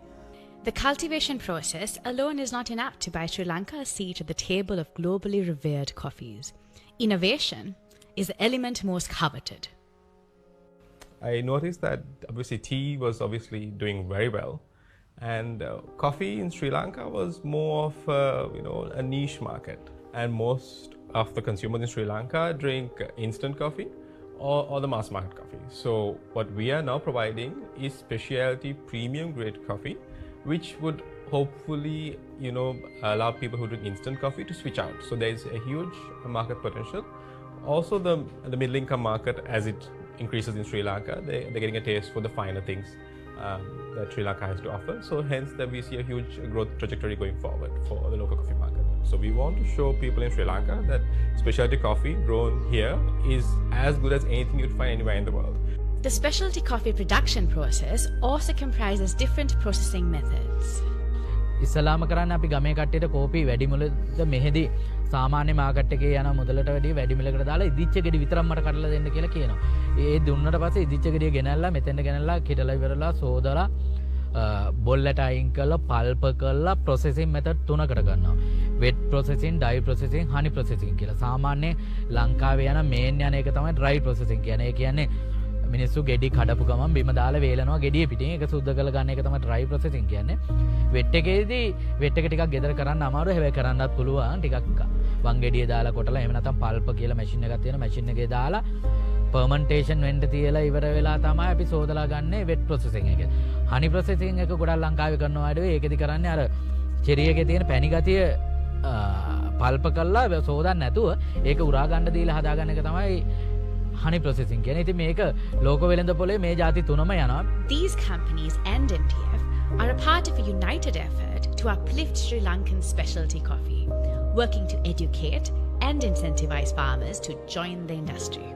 The biggest gap that we and MDF together realized is that the knowledge is not there, and no one has really incentivized the farmer to go and do this. So that's the attitude that we are trying to change in the farmer, and going forward we are quite confident that it will give us specialty coffees as well as commercial coffee with high quality. More and more farmers in Sri Lanka are beginning to reap the benefits from specialty coffee. මේ පැත්තේ ගොඩක් කට්ටිය කරන්නේ කුලී වැඩයි දලු කඩන එක එහෙම තමයි කරේ. මේ ළඟකදී ඉඳන් වගේ තමයි කෝපි ගැන අවධානයක් යොමු වුණේ. කෝපි මිල ගියාට පස්සේ මම දැන් ඔය පැල තියෙනවා ගොඩක්. මම මිලංගෙදී පැල 50ක් විතර හිටුවා. එහා පැත්තේ කැලලා හිස්සිඩම් කැලලා තියුණා.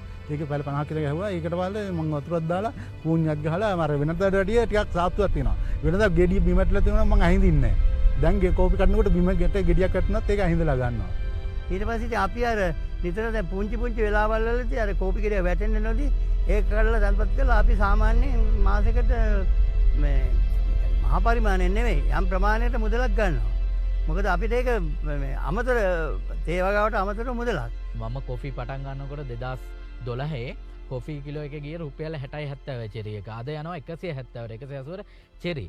එතකොට වේලලා දීපු කොෆි එක රුපියල් 180යි 200යි ගියේ. දැන් යනවා 780ට විතර. Sri Lanka is currently only at the doorstep of the international coffee stage. So not all coffee from Kenya or Ethiopia or Brazil are great, but chances are 90% of them are better than most coffees out there, right? But still you do get poor farms in Indonesia and so on. So you need to educate the farmer, you need transparency, they need to be aware of where they are right now and what they need to go from A to B. So what makes a cup of specialty coffee different is the care and thought and the process that's gone into creating that quality cup. So from the cherry picking model to the honey processing that we've done in our coffee processing centers to the profile roasting curve, the care and the love that's gone into making that beautiful cup of coffee. So there's a huge demand for these Sri Lankan coffee varieties, but they are identified internationally. They have identified Sri Lankan coffee is one of the best. It's a flavor and aroma is high quality. Coffee is coming from Sri Lanka now because of that improved varieties, improved technologies, and improved processing methods. The global specialty coffee market was valued at $35.9 billion in 2018, but it is expected to reach $83.6 billion in revenue by the year 2025. And Sri Lanka is in a position to benefit from this future boom if the industry's main obstacles are solved. As long as we can master our volumes, that is, there are MOQs, like minimum quantities that you need to export.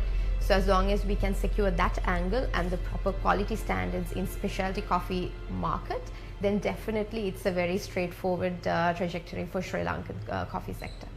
ඉතින් මට ලොකු ආසාවක් තියෙනවා දැන් මොකද මේ වෙළඳ බලක් තියෙනවා පැහැදිලි වෙළඳ බලක් මේ මහත්තයා මේ ඇවිල්ලා ගන්නවා. Though the progress has been positive so far, specialty coffee needs to be marketed to the right consumers based on a number of factors. For example, a country like Australia, with its thriving coffee culture, is always looking for something new. Oh, absolutely. Well, I'm enjoying a cup right now, and I think, from an Australian perspective, I think it will grow and sell very well. You push it so much up market that people say, I only want to buy that coffee because everything else is just terrible. Yes, Sri Lanka still has a long way to go. But when it does finally make its great coffee comeback, we can be sure that the eyes of the world will be on us.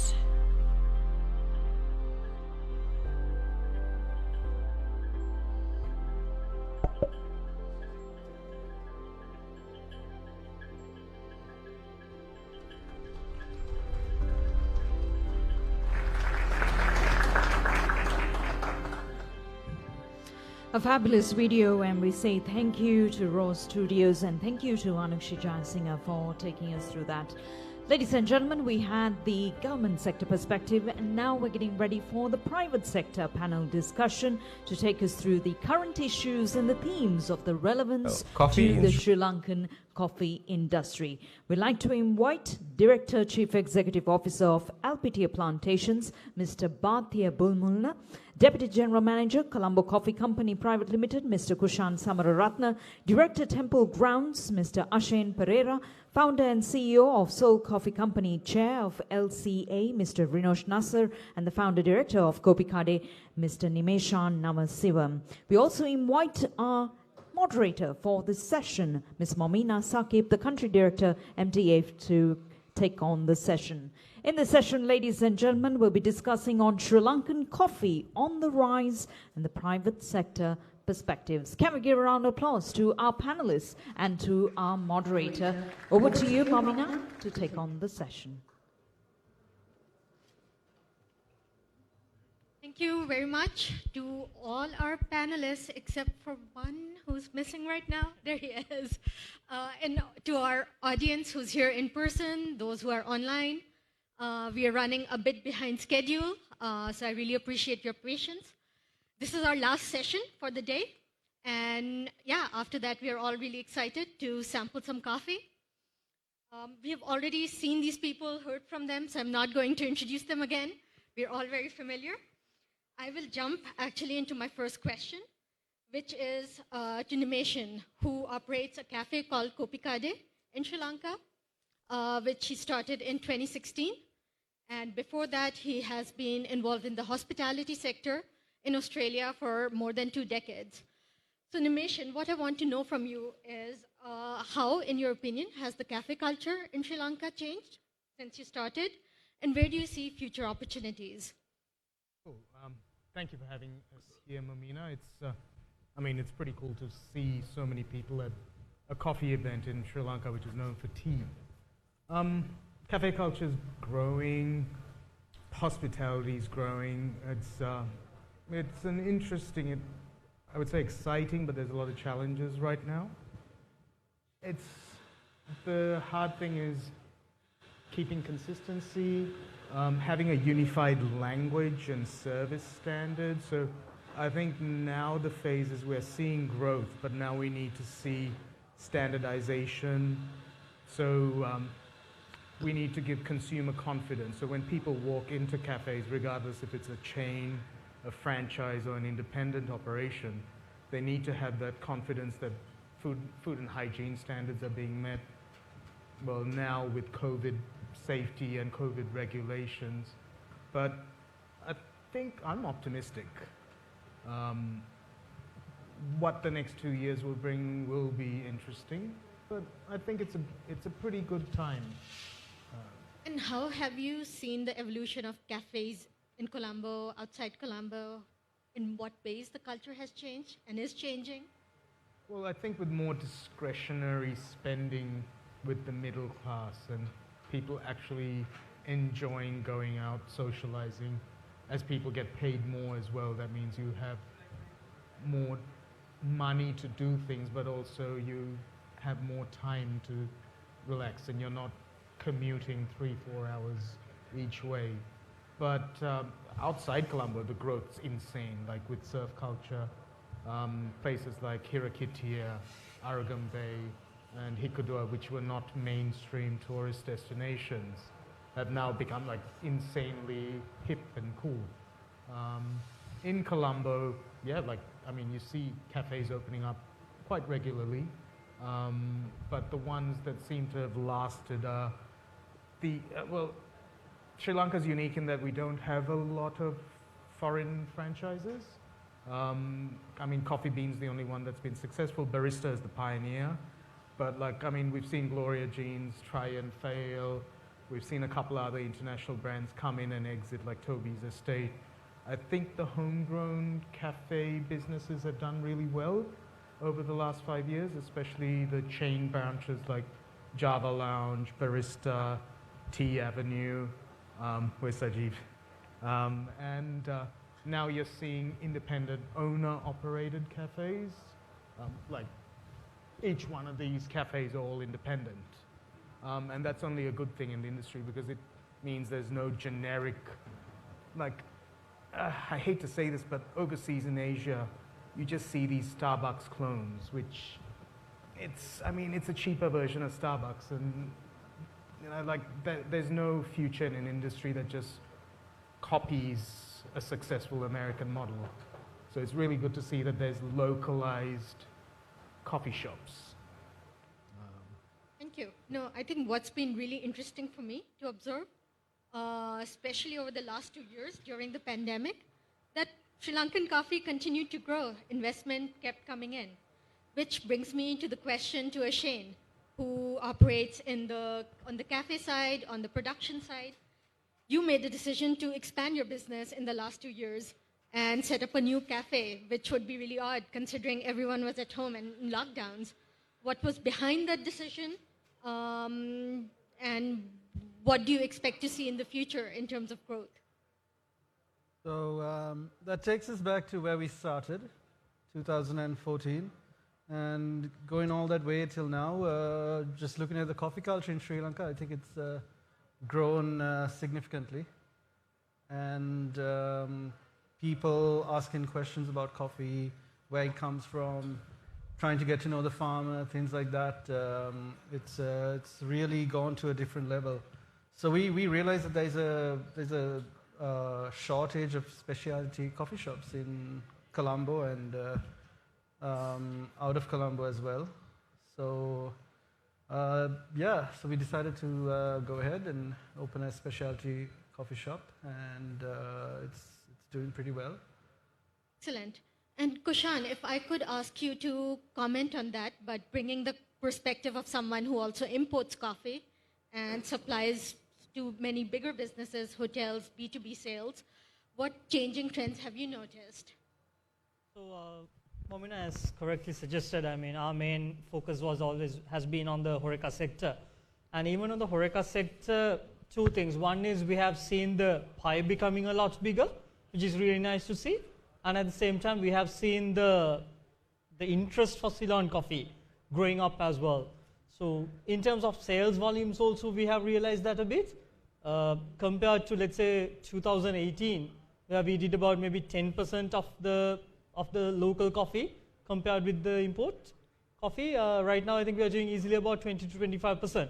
So that portion has also increased, but at the same time, the pie has grown. In terms of what I mean is like the quantities have increased as well, which is really nice to see. And that's a really good signal to expand production, invest in more coffee plantations, which we have a very pertinent guest for that.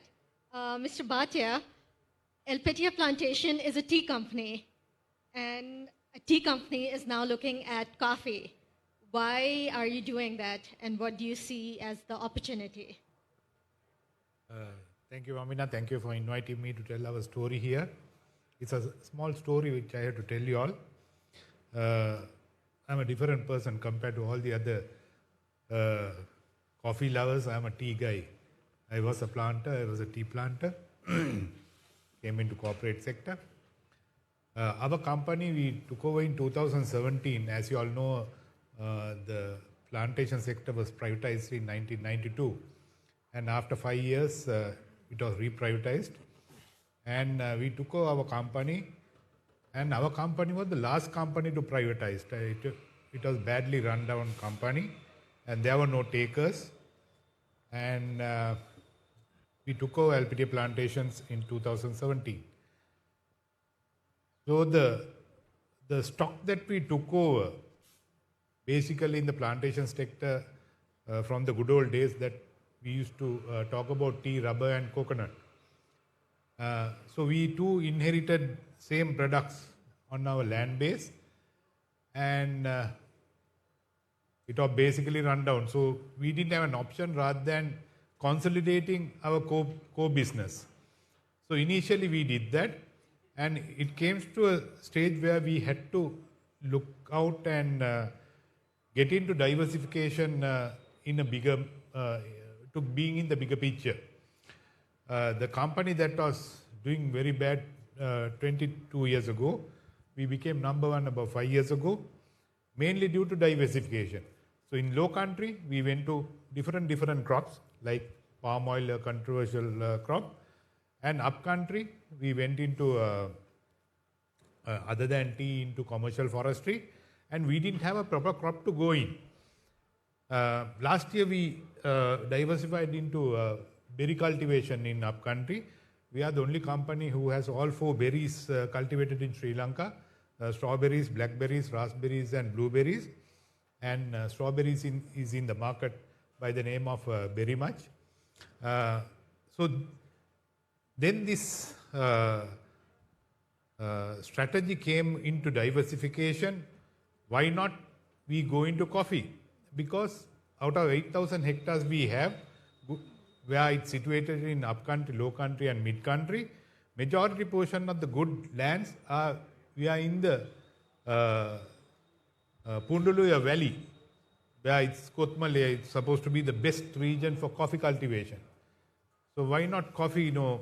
It came through one of our colleagues, who knew about this cultivation, which we went into it and decided to go as another crop for upcountry. As you all know, tea has very fluctuating market, and IRR of tea is slightly low, it's about 13%. Coffee we calculated, which comes to about 30-odd%. So what we decided to go for a combination now. We have 100 years old tea fields in our plantations. What are we going to do? Are we going to uproot this, or to to maximize the productivity of the land? So that was the reason why coffee came in, and thanks to MDF, with the help of MDF, we are managing and expanding our coffee cultivation, which we has about 43 hectares right now. Our target to go up to about 250 hectares of coffee. Great. Do you expect that others will also follow suit and each plantation will have a coffee division? I'm sure, after listening to all of you all, it will be a lucrative crop to be in Sri Lanka. So I'm sure, the companies who are forward thinking will definitely go into it. So, Rinosh, you are a veteran of this trade, having formed Soul Coffee first and now being the chair of the Lanka Coffee Association. From this conversation, it seems like the industry is thriving. There's no shortage of investment. Yeah. Are there any challenges that you would like to talk about? Yeah, there's a strange challenge. Demand is much higher than supply. So we are actually finding it hard to source enough beans to fulfill our orders, which is a good problem to have. And that's not how the industry was a few years ago. So I think that's a great future as a country that we have for coffee. And listening to Exagri and LPD Plantation, it shows there's a good pipeline of supply coming in. But mainly it needs to be good quality and consistent supply, and then a higher quantity, because we have enough orders coming in for export, but it needs to be, you can fill a 20 foot or a 40 foot of consistent beans and have very low rejection rates. So that's what it looks like. So I think we have a great future ahead in local coffee. Excellent.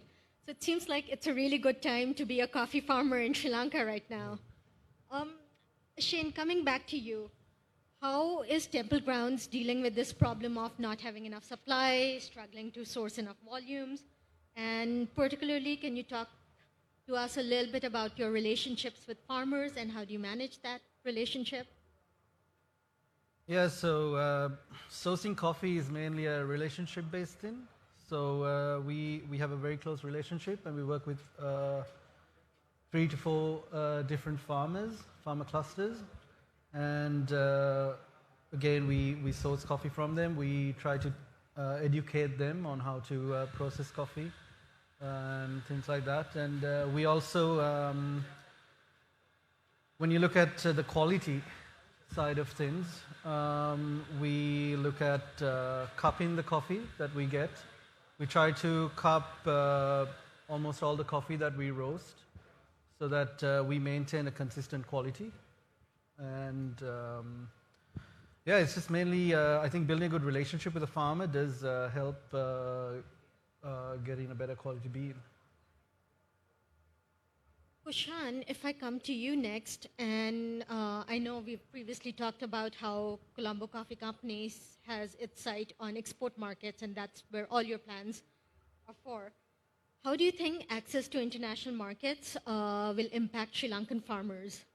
Momina, being really honest, I think that's where we have to target right now. I mean, yes, we are doing quite well in local coffee inside Sri Lanka, but that market is pretty saturated already. Whereas there's a complete ocean that is out there that is untapped. No one has really gone there, think about it, or tried to go there in a massive level. Three key things that I find is that we need to have the proper quality in our beans, we need to have the consistency in our beans, and the price needs to match to international standards. So I think right now we are struggling with all three, but MGF is doing a lot of great work in terms of rectifying these issues, and I'm sure in the next few years, especially with plantations like Alpitia plantations also coming in here into this picture, I think we should be able to sort that out. But exports for me is the way ahead for Ceylon coffee to really thrive. We talk about big volumes, we talk about big players coming in. Sri Lanka is too small for that. So it's definitely, I think, we have to target the export markets. And do you think our farmers will be able to scale up to that level in terms of both volumes, in terms of quality, in terms of understanding sensory analysis and whatever insights that provides? I think they will be able to, but at the same time, we need to make sure that it happens as well. And I'm not only talking about the smallholder farmers here, I'm talking about all the bigger players coming into the picture as well. I mean, Alpitia plantations, if they are going to plant, 250 hectares, that's massive, right? So that's probably not targeting the local market itself. It's definitely thinking about the exports. So I think that's where we really need to target in terms of Ceylon coffee to really take this to where it deserves in the world, not just in Sri Lanka. So I think if I talk a little bit about that, globally, Sri Lanka is known for tea. It's not known for coffee anymore, maybe 100 years ago. So maybe, Bhatia, you can help us understand this. Do you think there's a fear in the industry that any growth in coffee will come at the expense of tea, or vice versa? Are there aspects of Sri Lanka's tea brand that can be leveraged to support its coffee market? I don't think so, because the Sri Lankan tea market is huge, and it can be grown anywhere in Sri Lanka, where the climate is suitable. It can be grown anywhere in low country, mid country, and up country. For coffee, it's as far as I have read a little, initially the coffee came to Gaul area by the Dutch brought it, and it became a failure, and that's why it moved towards Kandy and established around Kandy area. So coffee will not be a threat to tea in any case. Even for us, we don't eliminate tea completely in going into coffee cultivation. We are intercropping coffee with tea now. As I told you, we have age-old tea with lot of vacancies. So we have, out of the total 43 hectares what we planted, other than 17 hectares, balance is all intercropped. Maybe quarter stand per hectare or half stand per hectare, we have intercrop with it. So it's a sustainable way of managing both crop and increasing the productivity of the land area that we are using. Because that's the way forward, and if not, I personally believe that we shouldn't have all eggs in one basket. Excellent. Nimishan, you serve coffees from all over the world in your cafe, and some really fantastic coffees. How do Sri Lankan coffees compare at this point, and what kind of improvements will it take for Sri Lankan coffees to be served in cafes worldwide? Well, in 10 years, Sri Lankan coffee's gone from really shit to now it's actually pretty decent. The bigger problem is, as everybody repeatedly says, is consistency. There's no point having 100 kilos of something that's really awesome, and then let's say you get an export contract and you got to fill a container, and then the next one, a container is 16 tons, so you got to find 16,000 kilos of an awesome coffee, or at least a very good coffee. So the farmers can improve. There's a lot of work left. Coffee's a fruit, so they have to pick the best fruit, and you have to get the seed off the fruit before it spoils.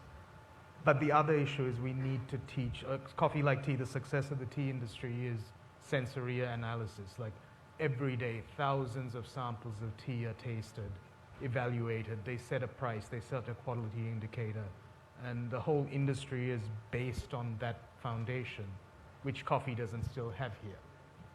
So I think the most important thing for growth based on quality will be people learning to taste or cup, and then clear lines of communication between the farmer, the broker, the roaster, the cafe, and then the customer. So like the way like Sri Lankan tea, Norelia tea is known for being light and floral, and a tea from Ratnapura is heavier bodied. We'll also have to create those kind of indicators of what a consumer will ask for. But like a good country that Sri Lanka can aspire to be is Myanmar. Myanmar coffee 10 years ago was utter garbage, and now it's actually very, very good. Obviously only a small lot that's exported each year, but the growth in the last 10 years in Myanmar has been amazing. MDF is doing, I've actually asked Mumina, MDF has just shipped the first container of coffee to Australia from East Timor. And again, I visited East Timor about 8 years ago after their independence, and the coffee was like, you wouldn't even if you added sugar, you couldn't drink it. So in just 10 years, it's gone from being terrible to being a coffee that Australian buyers are actively looking for. So it's just maintaining standards, always education from the farmer to the roaster to the consumer, and just a slow growth. Like there's no quick fix, there's no magic bullet. It's communication, and that's where industry events, associations, like no offense, but like our enemies are not each other cafes. The big bear in the room is the tea industry. They've got the buying power, they've got the strength. So the coffee industry is still it's a baby industry here. And I think collectively we need to grow. This is the perfect segue for my last question, which is to Rinosh. And what I want to ask you, as LCA, the Lanka Coffee Association, what are the policies and provisions that you want to advocate for to promote the growth of this sector and to make sure that, all these challenges that we're talking about, but also the opportunities that we're able to achieve those, address the issues, and to enable a lot of growth for businesses, for farmers, for plantations, and the Sri Lankan economy? A key thing is farmer education and communication, like Nimesh said. One of the issues we face is that farmers tend to harvest the coffees early, which is a big problem for us. It is the economic solution that we're in, but like I said, since demand is higher than supply, they do strip farming, they would pluck the cherries before it's ripe. So in the end, all that work you've put in is lost because you've harvested it early. So a lot of farmer education and easy access to the markets, the specialty market or buyers, so that they know if you wait a month or two, you get twice the price that you'd get for the green beans. The other main thing is there's a lot of hoarding taking place as well. Traders, collectors tend to hold a lot of beans, and they would force the farmer to pluck it early, which is a big problem for us as well. And then they would come out at a higher price. And the price needs to be, transferred on to the consumer, which is also, that they'll have to bear that. And the quality and the price are not going to tally, which is not fair. So that is something that as an association we're trying to work on, to educate the farmer, to tell them there's a market out here for a great cup of coffee, and this is how you should do it. So that's something that we're working on with LCA. Absolutely. These are really significant issues and tricky issues to address. Are there things that you would ask from the government representatives in terms of policies, in terms of support that would benefit the industry? Yeah. Or from programs like MDF? Absolutely. I think we need to brand ourselves as Sri Lankan coffee and as a singular Sri Lankan coffee brand, and then take it out to the world. And then have that quality behind that framework and that promise saying any Sri Lankan coffee you drink any part of the world is going to be amazing. And that's something the government that we can work with on a larger platform on branding and marketing the brand. Excellent. So this inaugural Sri Lanka Coffee Festival is a step in that direction, and we hope that the industry takes it on, follows up on it, and it becomes an annual event perhaps that we can use to discuss issues, but also celebrate all the success, all the energy, and all the excitement that's been there throughout. We don't have any time for questions, but I would encourage all of you to sort of meet our audience, intermingle. You can ask your questions directly to our fantastic panelists. I would like to thank all of you for being here, for joining us, and for providing all of your hard work into making this industry what it is today. Thank you. Can we give a round of applause to our moderator, Momina Saqib, and we say thank you to our panelists for joining us for this session, ladies and gentlemen, speaking on the relevance of the Sri Lanka coffee industry. Thank you very much to our panelists, Director CEO of Alpitia Plantations, Mr. Bhatia Bulmulla, Deputy General Manager Coffee Company Sri Lanka, Colombo Coffee Company Private Limited, Mr. Kushan Samararatna, and Director Temple Grounds, Mr. Ashen Pereira, Founder and CEO of Seoul Coffee Company, Chair of LCA, Mr. Rino Schnasser, and the Founder Director of Kopikade, Mr. Nimeshan Navasimam. Ladies and gentlemen, thank you very much for joining us today. That ends the discussions for this evening. We hope you found today's forum very insightful, and we invite you to join us for the expo now, which is set up by some of the great local specialty coffee brands, where you'll be able to see and sample some of their products. Thank you to our participants who have joined us virtually as well. And soon after that, please join us for refreshments and fellowship. Thank you very much, ladies and gentlemen, for joining us at the Sri Lanka Coffee Festival. We'd like to invite you now to explore.